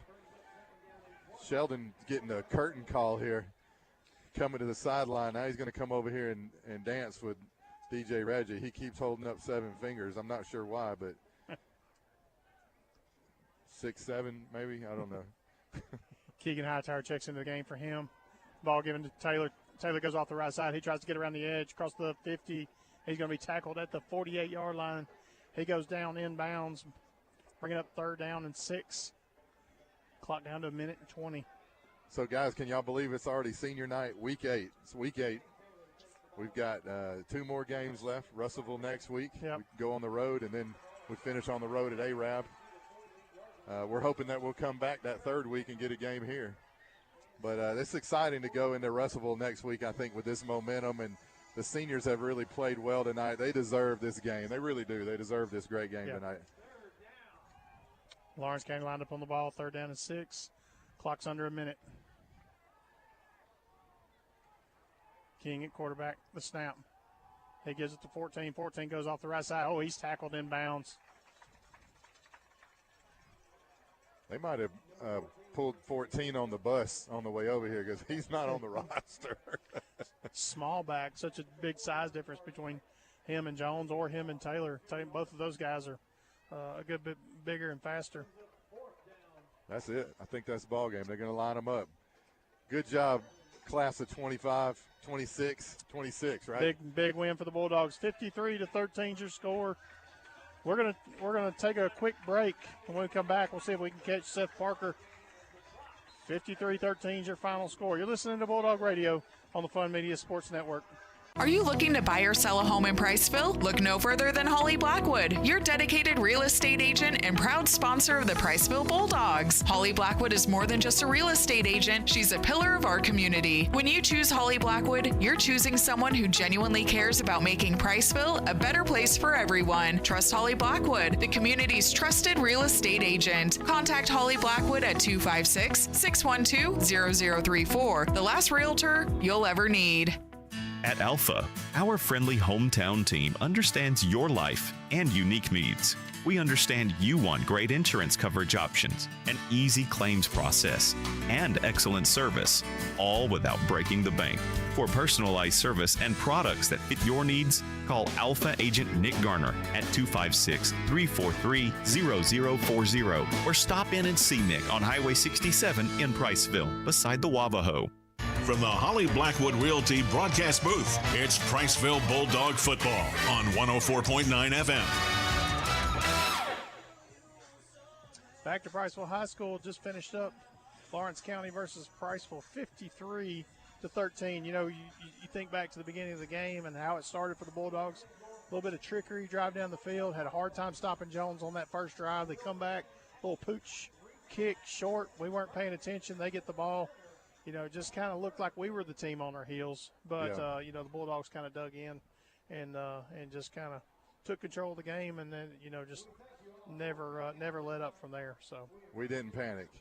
No, I think we knew who we are, but, man, we saw some wrinkles, though, man. We saw some wrinkles, I think, and some confidence builders, I believe. Sheldon Graham, great game. I think Bo's going to try to get an interview with him.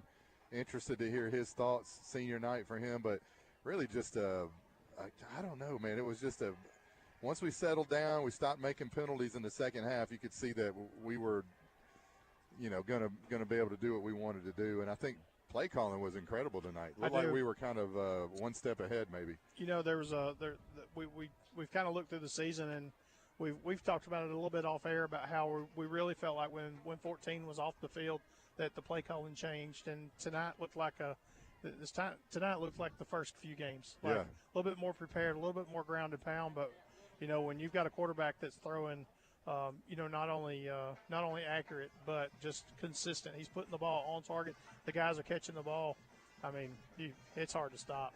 It really is. I mean, some of those plays he was putting on a spot, and man, what a win tonight for the Bulldogs.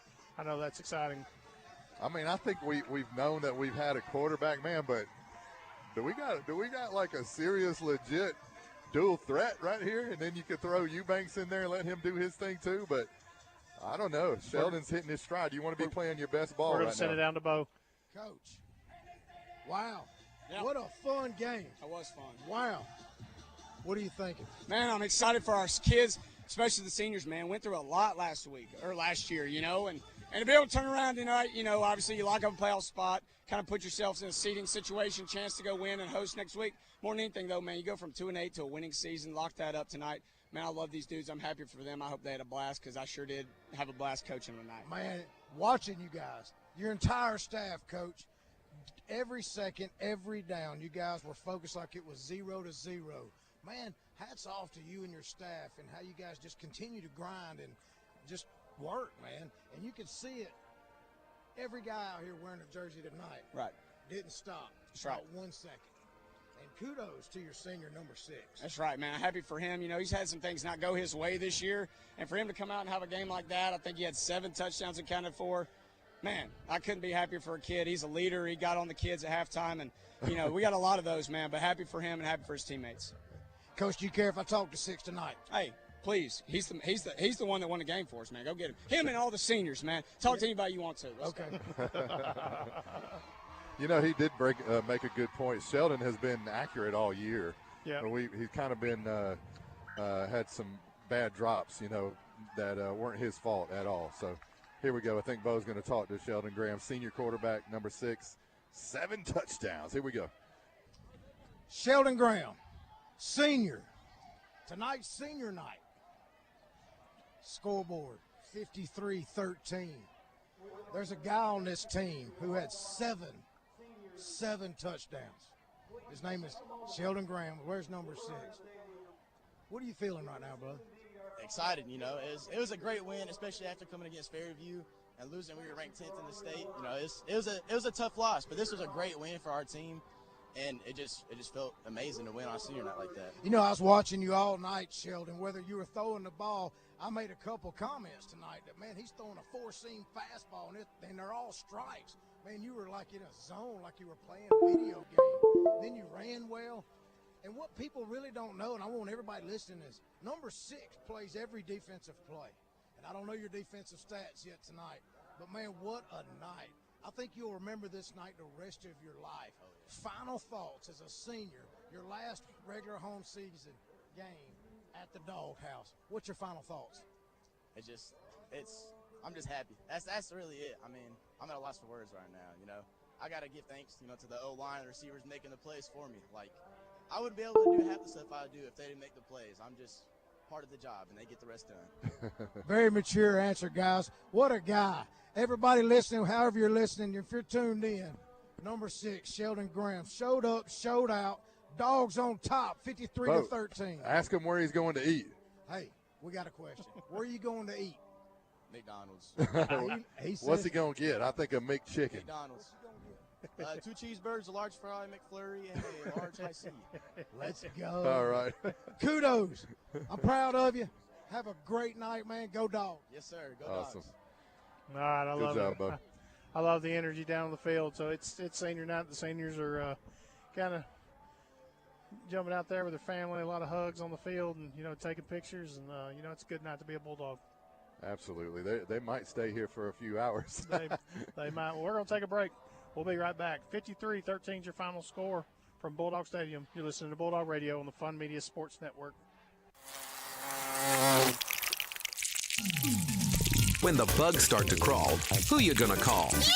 Call Bug Stompers. Whether it's ants, roaches, spiders, or wasps, Bug Stompers handles them all with fast, effective, and safe treatments. Our team gets rid of pests and keeps them from coming back. Don't wait until the problem grows. Call Bug Stompers now at 256-642-9403. When the bugs start to crawl, call Bug Stompers. Football season is here, and there's no better way to enjoy the game than with Flash Fiber Internet from Joe Wheeler EMC. With speeds up to 2 gigs, Flash Fiber gives you the power to stream every touchdown, every play, and every victory without a hitch. So visit jwflash.com and experience the winning difference of Flash Fiber. It's time to get away from that old-fashioned internet provider and take a giant step into the future with Flash Fiber from Joe Wheeler EMC. Flash Fiber, your high-speed internet connection for Morgan and Lawrence counties. Visit jwflash.com to learn more. Friday nights in Priceville are something special. A time when our community comes together under the lights to cheer on the Bulldogs. As your state representative for House District 4, it is truly an honor and a privilege to serve you. I'm committed to supporting our schools, investing in our future, and showing up for the people who make our community strong. To our student athletes, coaches, families, and fans, thank you for your dedication and spirit. Let's go Bulldogs. Go make us proud. Paid political advertising by Friends to Elect Parker Moore, P.O. Box 164, Decatur, Alabama 35602. Ready to give your home or business a fresh new look? Let Paintworks 35 plus years of experience bring your walls to life. We do it all: interior, exterior, residential, and commercial painting. For a free estimate, call Paintworks today at 256-466-9556. That's 256-466-9556. Paintworks. We turn ordinary into extraordinary. Now back to the game on Fun Radio. Back to the Holly Blackwood Realty broadcast booth. 53-13 your score. We're going to send it down to Bo Goss. I think he's got a couple seniors he wants to talk to. I've got a couple seniors and also their coach down here, the O-line. And we all know that the O-line is the transmission that moves the football down the field. Guys, it's senior night. You guys got a lot of blood, sweat, and tears on this field for many, many years. What are you guys feeling right now? Cole? I feel great. I feel like I gave it everything I had for my last home game in the regular season, but I'm hoping that we can play again in the playoffs by taking a W next week. I like it. What you think, brother? Man, I think we played well as a unit. I think we have some things we need to fix up for next week. I think a lot of things we can work on, but we played great as a unit and had fun out there. That's what I'm talking about. Coach, when you hear guys like this, what's it mean to have guys like this to represent the jerseys that we wear every week? Man, it means a lot, man. I mean, these guys bought in when we all got here last year. I mean, they've been locked ever since. I mean, they've been giving it all. They've shown true leadership from the time we stepped foot in here last year, and they've just gone over, above and beyond. I mean, this is constant, man. I love these guys to death. I'm going to miss them. But thank God, hey, we still got more ball games to play. We got a playoff run we got to make, and we're going to lay it on them. I love watching you guys make sure that the other team's on their heels and not their toes, and y'all do a great job of that. Cole, number 54, I'm super proud of you. Go Dogs. Yes, sir. Go Dogs. Number 71, Crispin, let's go. Go Dogs. Coach, I like to call him Small Fry, but the Big Earl, what's up? Go Dogs! There we go. Hey, Bo, just going to run through some stats. Thank you for Rodney Duke. He's our statistician for tonight. Run through some numbers. Bronson Carroll, 113 yards on the ground and a score. Colton Madewell, 30 yards. Sheldon Graham, 81 yards on the ground and 2 touchdowns. Total offense, rushing, unofficial, 224 with 3 scores on the ground. In the air, Sheldon was 11 for 13, 203 yards for 5 touchdowns. Holy! I don't think you can get much more efficient than that. I mean, 2 incomplete passes in the game, 5 touchdowns. Great job by him. What an amazing night, man! I mean, his numbers are going to be, and we don't even know what he's done defensively yet. Yeah, you know. Just a great night to be a Bulldog, man, for sure. Yeah, 203 yards, 81 yards on the ground, 203. It's definitely some good numbers for him.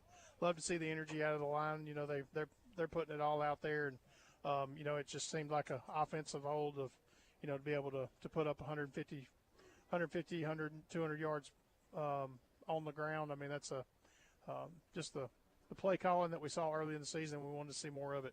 You know, one thing I would like to mention, David, the whole game seemed very selfless. Everybody got the ball. It was just a selfless ball game tonight by the entire Bulldog staff, by the entire Bulldog football team. It was just a great night.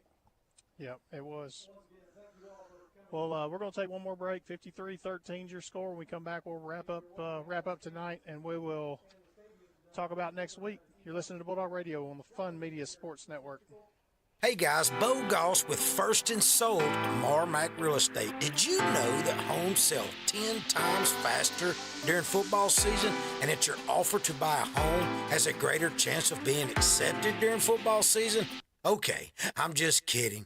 But if you would like your real estate experience to be more than just a transaction, give Bo Goss a call at 256-274-3461 and let's make a difference in our communities we call home. At Stonehedge Horticulture Alliance, we don't just grow plants. We craft living landscapes. Located at 1769 Bethel Road in Priceville, Stonehedge is your trusted retail garden center for vibrant flowers, lush shrubs, and expert advice. From irrigation systems to landscape installation and maintenance, our dedicated staff brings beauty, balance, and life to every outdoor space. Delivery within 10 miles of our location. Stop by today or call 256-552-0005. Stonehedge Horticulture Alliance, your dedicated horticulture craft craftsmen. Warm and welcoming, the city of Priceville is a vibrant community growing within the Great Tennessee Valley. I'm Mayor Sam Heflin, and with our city council welcoming new visitors, new residents, and new businesses to our town. There's a lot to like here. Lots of amenities, abundant green spaces, and the friendliest folks in North Alabama. Welcome to the crossroads of North Alabama. Welcome to Priceville. Come live with us. The city of Priceville proudly supports our Bulldogs, a special school and a special place. Go Bulldogs!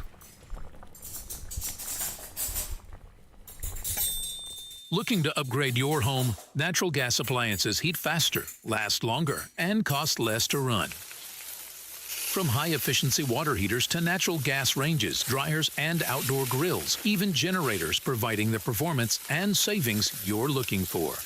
Visit WheelerBasin.com, proudly serving Falkville, Priceville, Somerville, Trinity, and surrounding areas. Priceville Bulldog Football, 104.9 FM.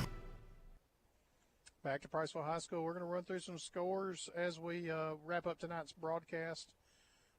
We've got we talked a little bit earlier, we've got the Williamson-Viger game. That game is 14-14, under a minute to play. That's the number 1 versus number 2 5A teams playing, and they're in just a heated match down there.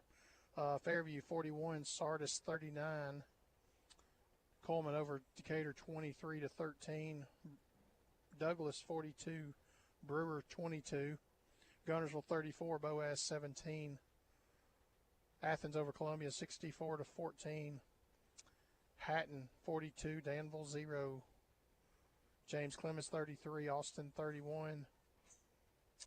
Let's see. Madison Academy 35, St. John Paul 29. That game's pretty close. Plainview 48, New Hope 7. Scottsboro 28, Arab 7. West Morgan 43, Central Florence 12. Russellville over West Point. Sorry, my score's just now reset. Russellville 35, West Point 14. And that'll do it. We're going to be jumping on the road. We're going to be heading to to Russellville next week. That's right. As Coach Parker said there in his interview, we're going over there and we're going to play in for home field advantage for the playoffs. This win tonight, they just kind of kicked us into. There's no tiebreakers in deciding whether or not we're in the playoffs now. We have earned our way in. Now we're playing for home field advantage.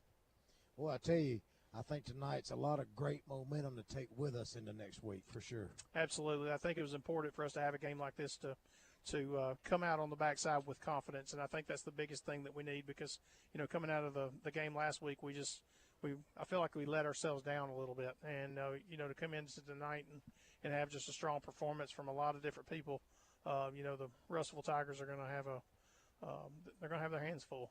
When you come into a game like today, we've been banged up the last few weeks for sure, but to be healthy and to really have a lot of players, especially in the skill position, that are able to get things rolling, knock off a little rust, do whatever they need to do to start feeling confident again about the injury that they had. Yeah. And great game to do that. So when we go to Russellville next week, it's going to be a very physical ball game.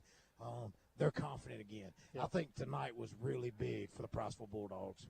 Absolutely. Well, 53-13 is your score. Final tonight from Priceville High School. We'll be back on the road next week. The final 2 games of the regular season will be at Russellville next week at 7 o'clock in Russellville, and then the final game of the regular season will be on a Thursday night. I believe it's going to be on October 30th instead of the originally scheduled Halloween night. They've moved that game to Thursday, and that game will be on the road at Arab. But that'll do it from Priceville High School. David Sharp, Bubba Thrash, Bo Goss. Appreciate all you do down there on the sidelines, Bo. That'll do it from Bulldog Stadium. Hey, and nothing like a play-by-play guy like David Sharp. I appreciate you as well. Go Bulldogs. Go Bulldogs. That'll do it. You're listening to Bulldog Radio on the Fun Media Sports Network. Good night. A dependable lawnmower is just about the best thing you can own. Until it quits. Discount Auto Parts on Alabama 67 in Priceville is the #1 store in North Alabama for lawnmower parts, both new and aftermarket. All brands: Kawasaki, Craftsman, Briggs & Stratton, Honda, Black & Decker, Toro, Ryobi, Troy-Built, and more. Discount Auto Parts has in stock or can get lawnmower parts within a day. Get the right lawnmower part at the right place. Home-owned for over 3 decades. Priceville's Discount Auto Parts.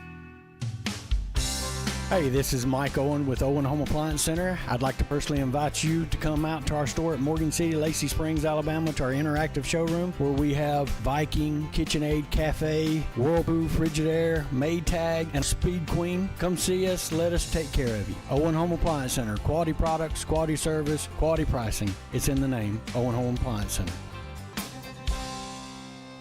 Designs created for backyards to commercial sites and multi-acre recreational tracts. Timber Creek Land Solutions is committed to utilizing creative and pragmatic approaches to turn your outdoor space dreams into reality. Our design team takes any land space and creates driveways, retaining walls, and outdoor living spaces, including landscape and hardscape design. Our phone number is 256-566-1000.